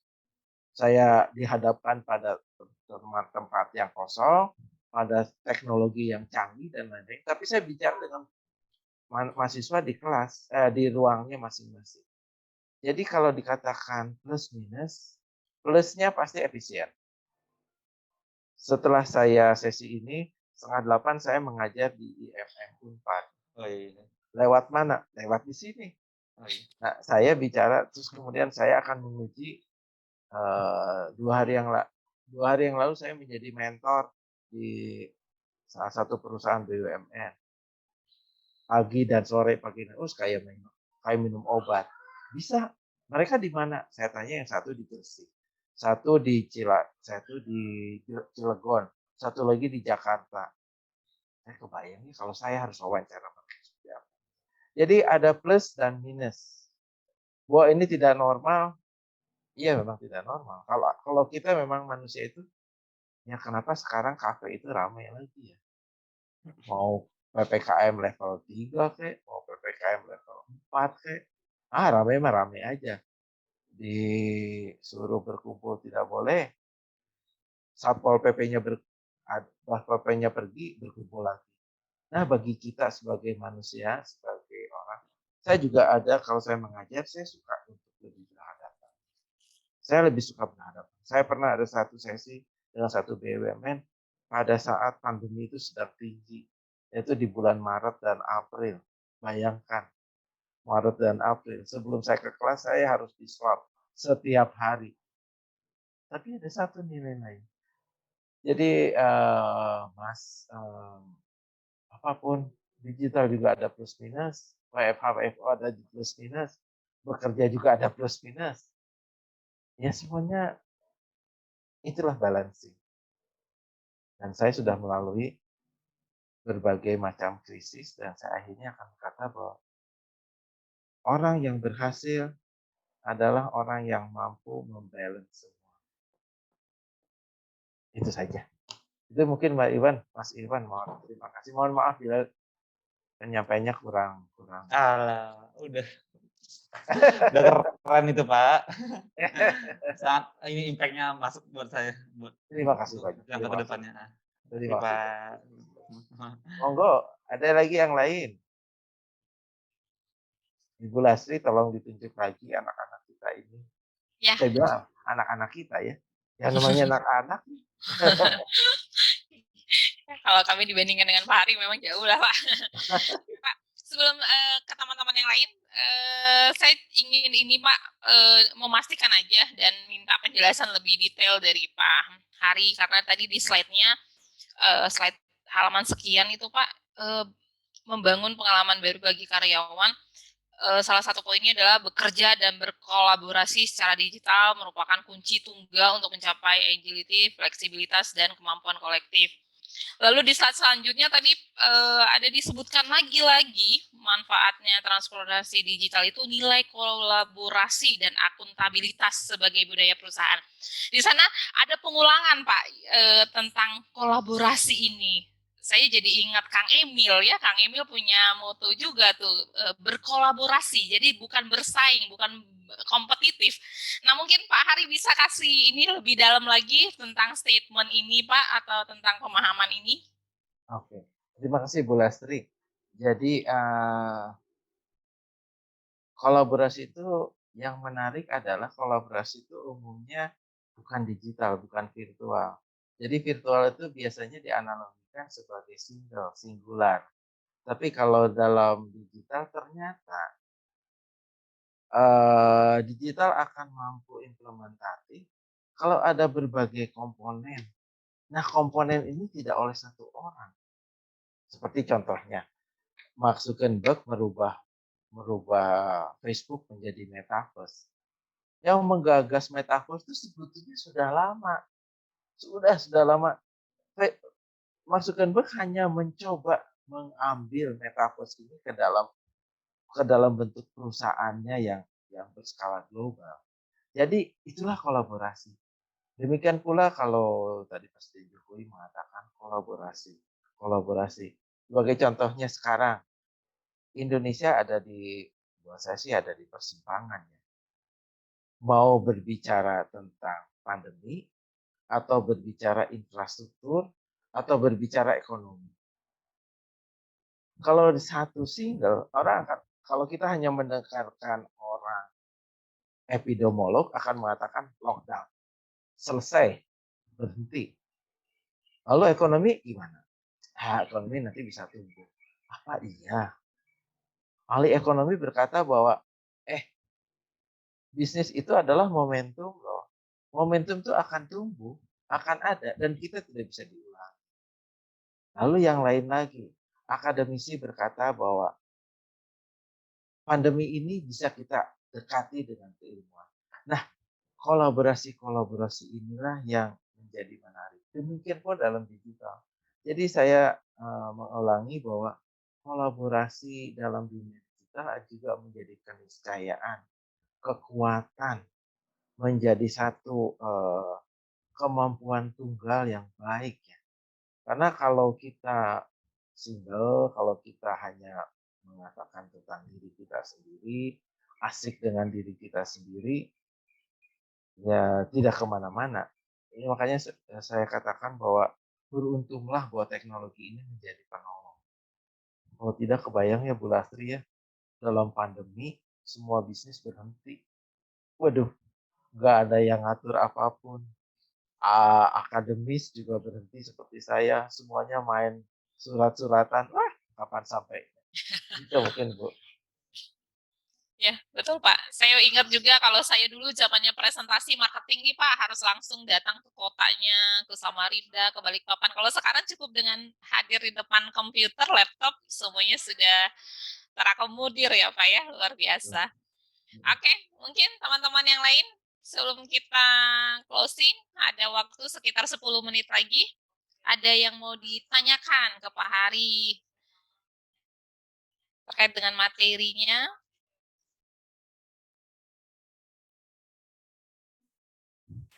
Oke, boleh saya tunjuk Ahmad Irfan yang ada di Kelet Jepara, silahkan.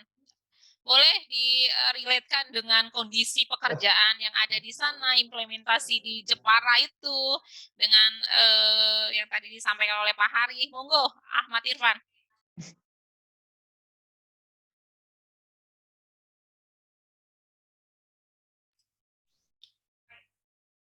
Ahmad Irfan, Toel, di Toel sama siapa ya timnya di sana ya? Wahyu, silakan. Halo Ibu Lasri, selamat sore Pak Hari. Selamat sore, senyumnya. Ya silakan. Maaf Ibu nggak bisa nyalain kamera karena di laptop belum ada kameranya. Ya Pak Irfan, mangga. Ini Pak, saya mau tanya di luar dari topik sih. Boleh, silakan.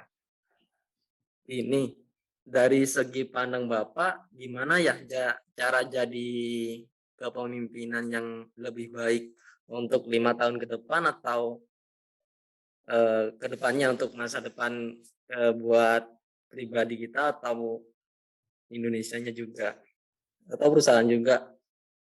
Soalnya kan cita-cita saya menjadi kepemimpinan yang lebih baik untuk ke depannya juga sih Pak. Kan laki-laki kan harus jadi pemimpin juga untuk ke depannya itu.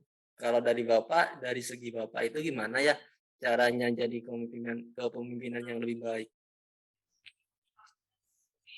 Oke. Ya, thank you Mas Irfan. Kalau dikatakan saya sering memberikan sesi leadership dan yang saya gali dari mereka adalah keahlian mereka sendiri. Jadi saya yakin bahwa semua orang itu punya kemampuan. Jadi tidak ada satu formula yang baku bahwa kalau leadership itu harus begini, harus A, B, C, D, tidak ada. Nah, tapi ada satu kiat-kiat yang boleh saya share adalah pemimpin yang sejati, pemimpin yang baik itu adalah pemimpin yang sudah lupa akan dirinya sendiri. Bukan lupa daratan ya, tapi melupakan dirinya sendiri. Jadi saya boleh share sedikit. Jadi waktu saya memimpin Kertas Padalarang, di mana perusahaan itu perusahaan yang untuk gajian aja susah ya. Saya katakan kepada teman-teman, gajian semua, direksi belakangan. Itu dilaksanakan loh. Simbolik ya, cuman gaji direksi total yang nggak seberapa banyak ya. Tapi itu menjadi simbolis bagaimana anak-anak semua itu jadi tahu, oh biasanya kalau direksi itu kan punten ya, kondisi perusahaan apapun, direksi mah dibayar duluan. Tapi kalau saya waktu itu mengatakan tidak. Kemudian semua sudah berjalan dengan baik. Suatu saat komisaris bilang, katakan pada kita dalam forum, kita udah 2 tahun, ini kok tidak naik gaji ya? Gimana direktur keuangan? Semua mata, seluruh rapat itu melihatnya ke saya. Saya katakan, mohon maaf, Pak Komisaris, Bapak tahu perbedaan antara gaji direksi dengan gaji manajer. Gaji manajer tertinggi itu sepertiga gaji direksi. Jadi kenapa Pak Hari katakan seperti itu? Kalau mau naikkan gaji mereka dulu, baru naikkan gaji kita.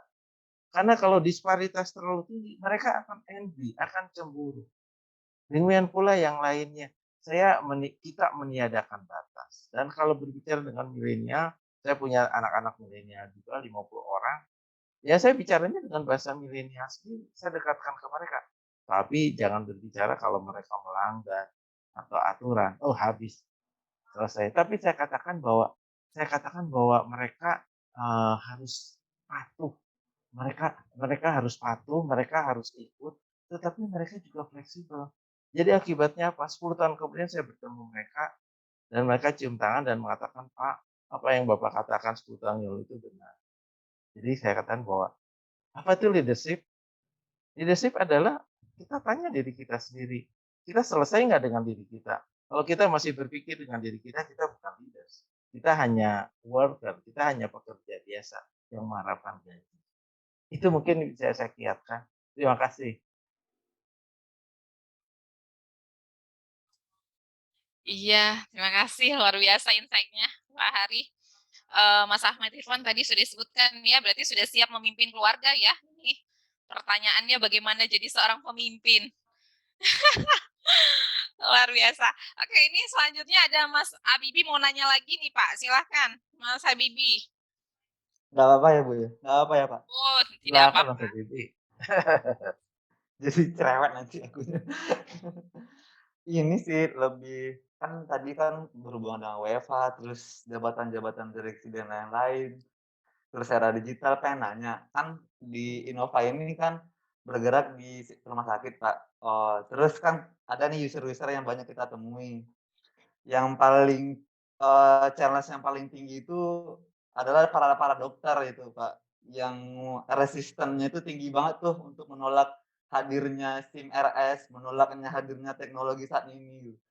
Saya belum bertanya, gimana ya, kan karena saya dan dokter itu kan beda level ya, terus beda kasta lah. Kadang mereka kan, "Ah, ya udahlah saya dokter juga, tanpa SIM RS juga jalan kok pelayanan," gitu loh.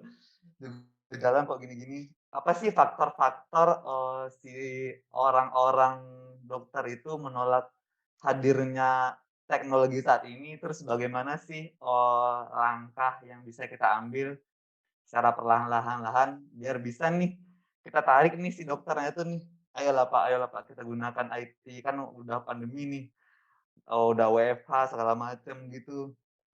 Itu Pak, saya pengen tanyakan gimana langkah, terus apa sih faktor-faktor dari si orang-orang itu resistennya, tinggi banget nih menolak hadirnya teknologi saat ini. Terima Ya, kasih Pak. makasih Mas Iswan. Nah. Ditambahin lagi pasti ngomongnya itu adalah saya sekolahnya tinggi loh, 10 tahun. Iya Bayarannya juga iya. tinggi. Lalu saya, kamu maaf katakan, kamu kan masih anak kecil. Saya kan udah tahu dan saya adalah penghasil uang di rumah sakit ini. Tanpa saya direksi juga tunduk. Ya memang itu. Demikian pula di pendidikan. Di pendidikan apalagi yang jadi raja siapa?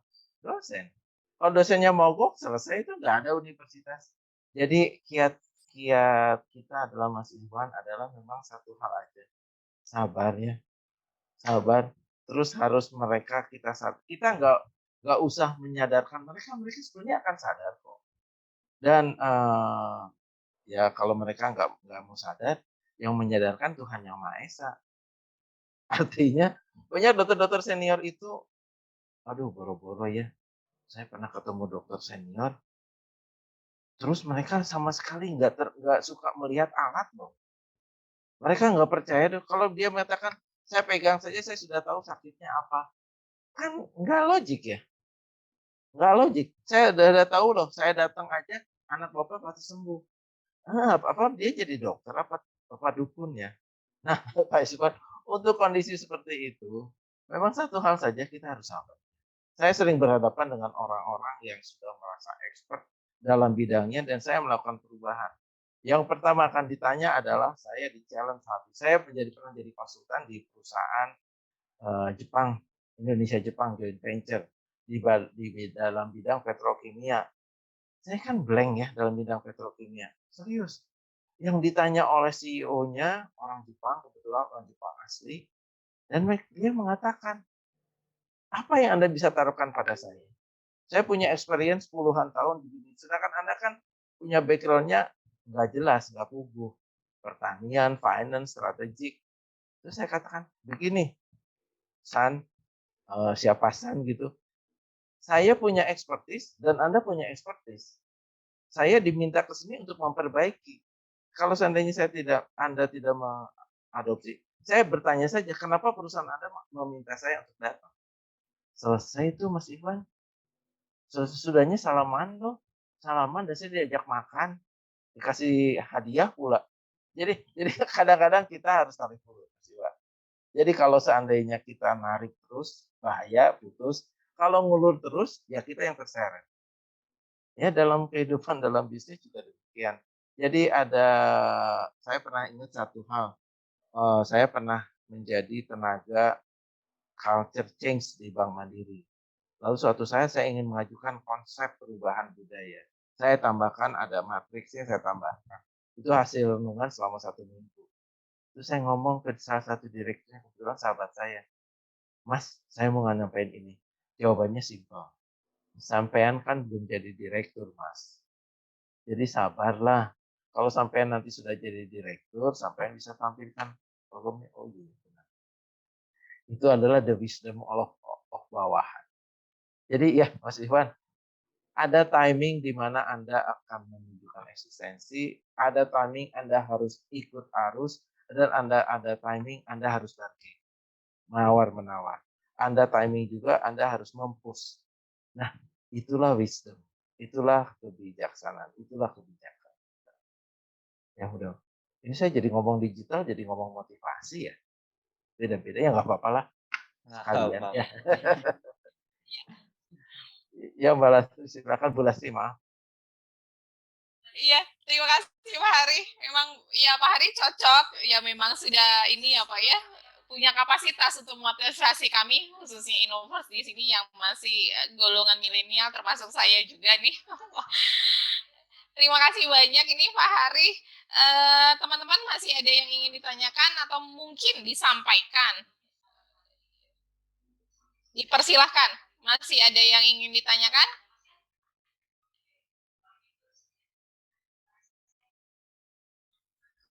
Gimana suara dari Surabaya tadi saya nggak ada dengar. Oh Mas Basir ya tadi ya. Ya. Oke, boleh deh satu pertanyaan terakhir dikasih kesempatan buat tim yang ada di Rumah Sakit Intan Husada Garut. Ini tidak ada video memang karena tidak bisa menampilkan video ya. Silakan, ada Ismail, ada Ridwan, ada Herbie, ada Adi Rosadi. Ya, silakan perwakilan. Kalau project manajernya Mbak Vita lagi off ya.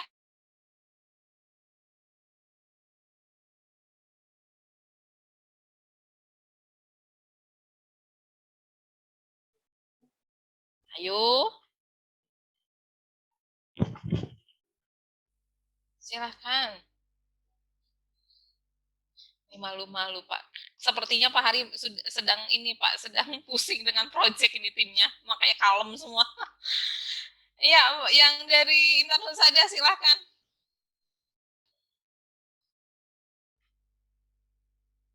Saya nggak bisa ngelihat ini memang ada orangnya atau tidak, karena menanggapi saja nggak bisa menjawab. Yuk, dari Intan Husada, kalau misalnya pas silakan disampaikan. Ya. Iya, nah itu kan bisa. Halo. Iya, silakan. Oh, ini terkendala koneksi Bu. Ini di sini barusan ada putus-putus dari wifi-nya. Oh, barusan. Kalau sudah ditegur 2 kali, koneksi internetnya ikut ini ya. Silakan. Ini sih mungkin ini keresahan saya sendiri sih Bu. Saya Ismail Bu di RSIA sekarang. Ya. Mungkin untuk bekerja dan seperti berkuliah gitu ya. Untuk sekarang saat ini mungkin saya pertama kali untuk bekerja dan berkuliah saat ini, mungkin dari minta sarannya gitu, misalkan untuk pembagian waktunya sendiri kan. Sekarang saya itu termasuk karyawan baru dan di hari Sabtu juga ada kuliah, juga ada kerja juga gitu Bu. Jadi mungkin sarannya biar saya motivasinya gitu ya, untuk semangat dalam kerja sekaligus belajar gitu ya Pak. Ya mungkin seperti itu Pak dari saya. Keresahan saya sendiri sih Pak itu. Ya, Pak Hari, ya itu ada Ismail sistem analis yang sedang ditugaskan ke RSIA Garut. Ya, sedang dilema Pak ya terkait dengan. Cuman saya kembali lagi, saya masih ingat Mbak Kristi, putri dari Pak Hari dengan gelar doktornya sekarang, termuda lulusan dari UI.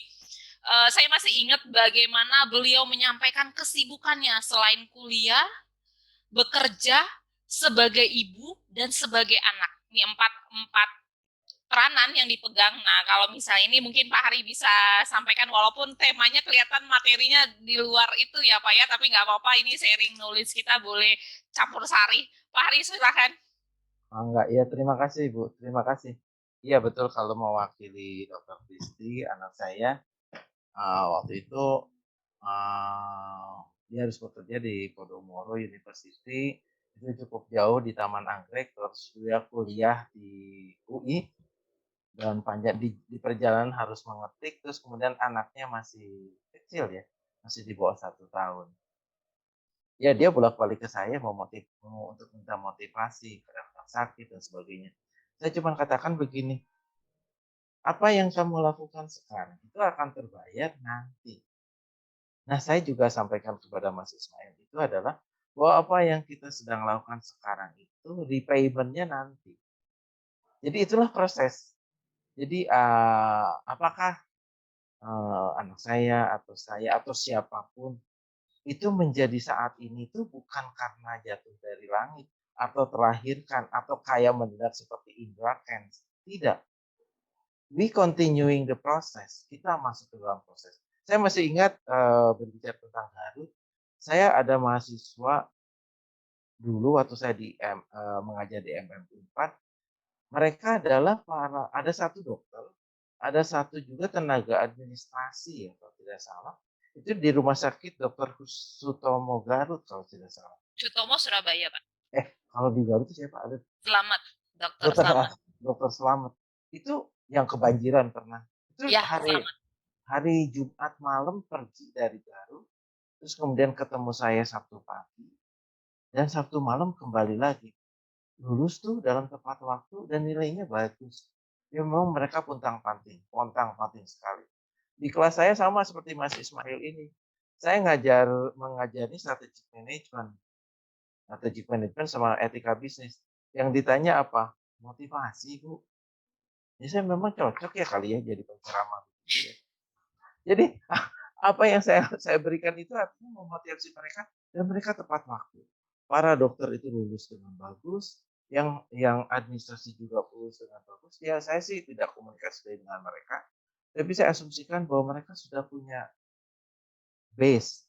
Nah, Mas Ismail, sekarang kondisi WFH ini adalah kalau misalnya bisa jarak jauh seperti saya mengajar di MM4 nanti malam. Sebagian itu ada satu di Pekanbaru, satu di Medan, bahkan saya pernah ngajar satu lagi di Ambon. Itu mereka bisa lulus tuh. Nah, Mas Ismail, apa yang Anda harus lakukan sekarang? Anda berkorban saat ini, Anda capek, kurang tidur dan sebagainya. Suatu saat Anda akan menemui hasil. Semangat saya adalah itu. Lihat gambaran besarnya, ujungnya apa. Dan kalau sekarang rada-rada sebel, dia kesel, capek dan sebagainya, berpikir aja, nanti saya nggak capek loh. Lebih baik capek sekarang daripada capek nanti. Itu mungkin Mas Ismail ya. Motivasi. Oh iya, Pak. Ya. Terima kasih banyak Pak. Sama-sama Mas Ismail. Sama-sama, terima kasih. Iya. Ismail berarti besok jangan bolos kuliah ya, udah dikasih motivasi nih, dikasih refresh Pak Hari, tidak ada usaha yang sia-sia, pasti tidak ada usaha yang sia-sia Pak Hari. Ya mungkin cukup Pak Hari karena waktu juga kita terbatas oleh waktu. Terima kasih sekali atas materinya, insight-nya, benar-benar memberikan suasana baru buat kami ya Pak ya. Kami sudah berkutat selama ini dengan task, dengan project, dengan deadline dan segala macam. Kita di hari ini diisi sesi yang memotivasi kita sebagai anak muda bagaimana transformasi digital tadi yang disampaikan oleh Pak Hari. Mungkin sebelum kita menutup nanti ada foto bersama. Pak Hari ada yang ingin disampaikan untuk kami anak muda di Innoverse ini, di Innova Medica ini? Pak Hari, persilahkan closing statement-nya. closing statement saya adalah tidak ada yang sulit, tidak ada yang sulit. Jadi apapun yang sedang kita hadapi selalu ada arti ya. Jadi pandemi ini sendiri, jujur Bu Lastri, ada beberapa saudara saya yang bukan saudara, anak-anak kami itu kemarin waktu pandemi itu terpapar. Saya pusing sekali, cucu masih 5 tahun terpapar. Dan tapi setelah itu mereka sehat dan kemudian ada satu nilai-nilai lain, kebersamaan, penghargaan terhadap waktu, penghargaan terhadap kesehatan, penghargaan terhadap efisiensi. Jadi teman-teman semua dalam kondisi seperti ini, Tuhan tidak akan memberikan sesuatu yang di luar kemampuan. Benar, itu benar sekali. Dan setelah ini kita harus mampu naik kelas. Kemudian kalau menjadi menyerah kalah, ya kita kalah dengan pandemi. Jangan. Saya katakan jangan pernah kalah. Saya tidak, dalam satu kamus saya tidak pernah mau kalah. Sama sekali saya tidak mau kalah. Kalah oleh diri saya sendiri juga. Ada yang mau bertanya, mohon maaf ini Bu, ada teman kita Wahyu Mandala Tralala. Benar namanya Tralala. Jangan bukan. Wahyu Mandala, silakan Mas Wahyu. Iya. Iya, Bapak, saya mau tanya, Pak, ini yang kendala milenial ya, yang zamannya teknologi sudah canggih dan semakin berkembang gitu ya. Saya mau tanya ini, masalah yang saya hadapi dalam milenial ini adalah fokus, di mana dalam kita bekerja gitu ya, entah kita mengerjakan apa atau apa, kadang-kadang ada suatu tekanan gitu ya, yang membuat fokus kita itu buyar gitu, atau fokus kita sedikit melenceng dari apa yang kita kerjakan, gitu Pak. Bagaimana cara kita untuk di masa-masa yang sudah serba cepat ini, mengatur fokus kita agar setiap apa yang kita kerjakan dan apa yang kita targetkan dalam pekerjaan tersebut itu bisa terselesaikan gitu Pak, tanpa harus mengganggu fokus kita yang kemana-mana gitu. Seperti itu Pak. Terima kasih dari saya. Oke Mas Wahyu, jadi begini, orang suka berkata tentang multi. Jadi kalau multi kemampuan, kemampuan ganda, kemampuan mungkin tidak ganda, ada segala macam. Tapi saya berkesimpulan bahwa semua hal kita bisa pending, kecuali yang kita prioritaskan. Jadi kalau Mas Wahyu sedang mengerjakan satu, jangan diinterupsi oleh pekerjaan yang lain. Pekerjaan lain kesampingkan dulu. Karena kalau Anda mengerjakan semua paralel 10 misalnya, 10-10-nya nggak jadi. Lebih baik satu selesai, yang 9 menyusul. Nanti setelah satu selesai, yang kedua, ketiga, keempat, akhirnya yang 10 selesai. Tapi kita harus tetap cepat. Kalau misalnya yang prioritas itu sedang kita kerjakan, yang prioritas 2 sampai 10, kita tahu dulu intinya apa, kemana dulu. Oke, jadi kalau ditanya, oke saya tahu Pak masalahnya, cuman penyelesaiannya menunggu yang ini selesai. Pasti yang memberi tugas juga akan maklum ya. Memang yang memberi tugas juga tidak pernah mengerjakan tugas, sama saja. Jadi Mas Wahyu, multi, tapi tetap kita tidak bisa punya tangan 10. Tangan kita hanya 2. Mata kita hanya 2, perhatian kita hanya 2, perhatian kita hanya 1. Apa yang kita fokuskan adalah itu yang kita kerjakan. Satu lagi, tapi jangan pernah menolak tugas. Karena kalau orang sekali menolak tugas, yang memberi tugas akan mengatakan, udahlah kamu pernah menolak tugas saya nggak mau ngasih tugas kamu lagi. Ya itu Mas Wahyu. Cepat memahami masalah, belajar melihat semua ide, karena masalah itu sebetulnya sama saja itu juga sih. Ya kalian bilang ada kasus dan segala macam. Tapi kan kasus coba diruntut. Rasanya tidak ada kasus sampai kemudian harus meluncurkan roket keluar angkasa kan, misalnya contoh. Ya kan, komplain customer, dokter yang tidak mau diperbaiki, sistem yang down, dan lain-lain. Itu kan aktivitas. Yakinlah bahwa Anda punya kemampuan itu, tapi tetap bahwa Anda harus fokus pada apa yang Anda kerjakan saat ini. Dan lainnya can be waiting. Itu mungkin Mas Wahyu. Oke. Siap Pak, terima kasih. Sama-sama Mas Wahyu. Ya, fokus ya. Kalau tadi Pak Hari bilang selesaikan dulu satu persatu, kalau misalnya dalam taksnya harus dibarengin, ya silahkan berpikir dimulai dari mana untuk menyelesaikannya Mas Wahyu ya. Ya, terima kasih nih Pak Hari, terima kasih sekali banyak masukan lah buat kami anak generasi muda ini bagaimana bekerja, berkolaborasi, memberikan yang terbaik dalam pekerjaannya. Ya tadi ada Pak Hari sebutkan suatu saat akan menikmati ya tadi ya Pak ya. Tadi bagaimana rasa yang dirasakan Mas Ismail dengan banyaknya aktivitasnya, perkuliahan, pekerjaan dan lainnya, mungkin dengan segudang permasalahan yang ada. Tadi Pak Hari sebutkan akan menikmati hasilnya suatu saat. Sabarlah, lihatlah akhirnya nanti. Yaitu terima kasih sekali Pak Hari. Sebelum kita akhiri, Mbak Ilmi, boleh untuk foto sesi bersama, foto terakhir?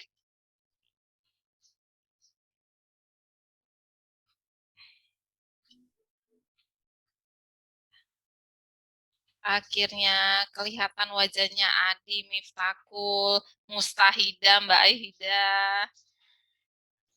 Yang Garut akhirnya kelihatan siapa saja. Ya, dari NU, RSNU ada akhirnya. Yang dari BRI Medika akhirnya. Mas Raga itu kelihatan. Sutomo nggak ada ini ya, nggak ada webcam ya. Mas Revi, Mbak Jeren, Mas Wahyu, nggak bisa ya. Oke. Boleh kita foto sesi bersama, jangan lupa. Mbak Ilmi, clue-nya 1, 2, 3. Ya, oke, udah siap semuanya. Siap.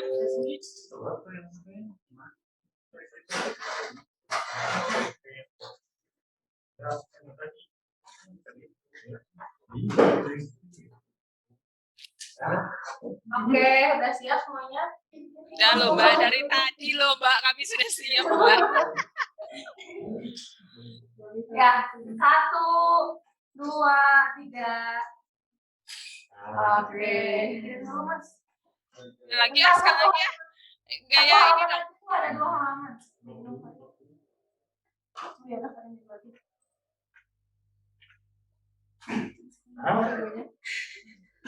Ayo, lagi. Ya. Lagi, sekali lagi. 1, 2, 3. Oke.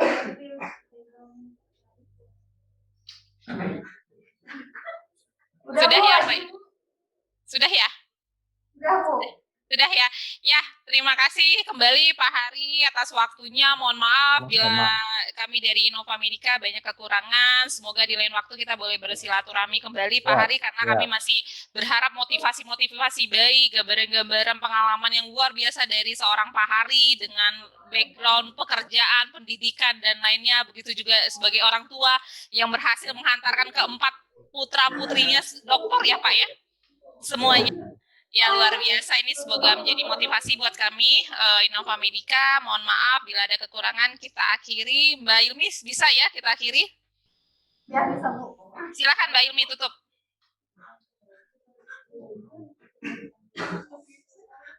Ya baik, terima kasih buat teman-teman semuanya yang sudah join untuk live sharing hari ini. Pak Hari juga terima kasih banyak ya, sangat bermanfaat ilmunya buat kita. Saya akhiri teman-teman. Selamat sore, wassalamualaikum warahmatullahi wabarakatuh. Waalaikumsalam warahmatullahi wabarakatuh.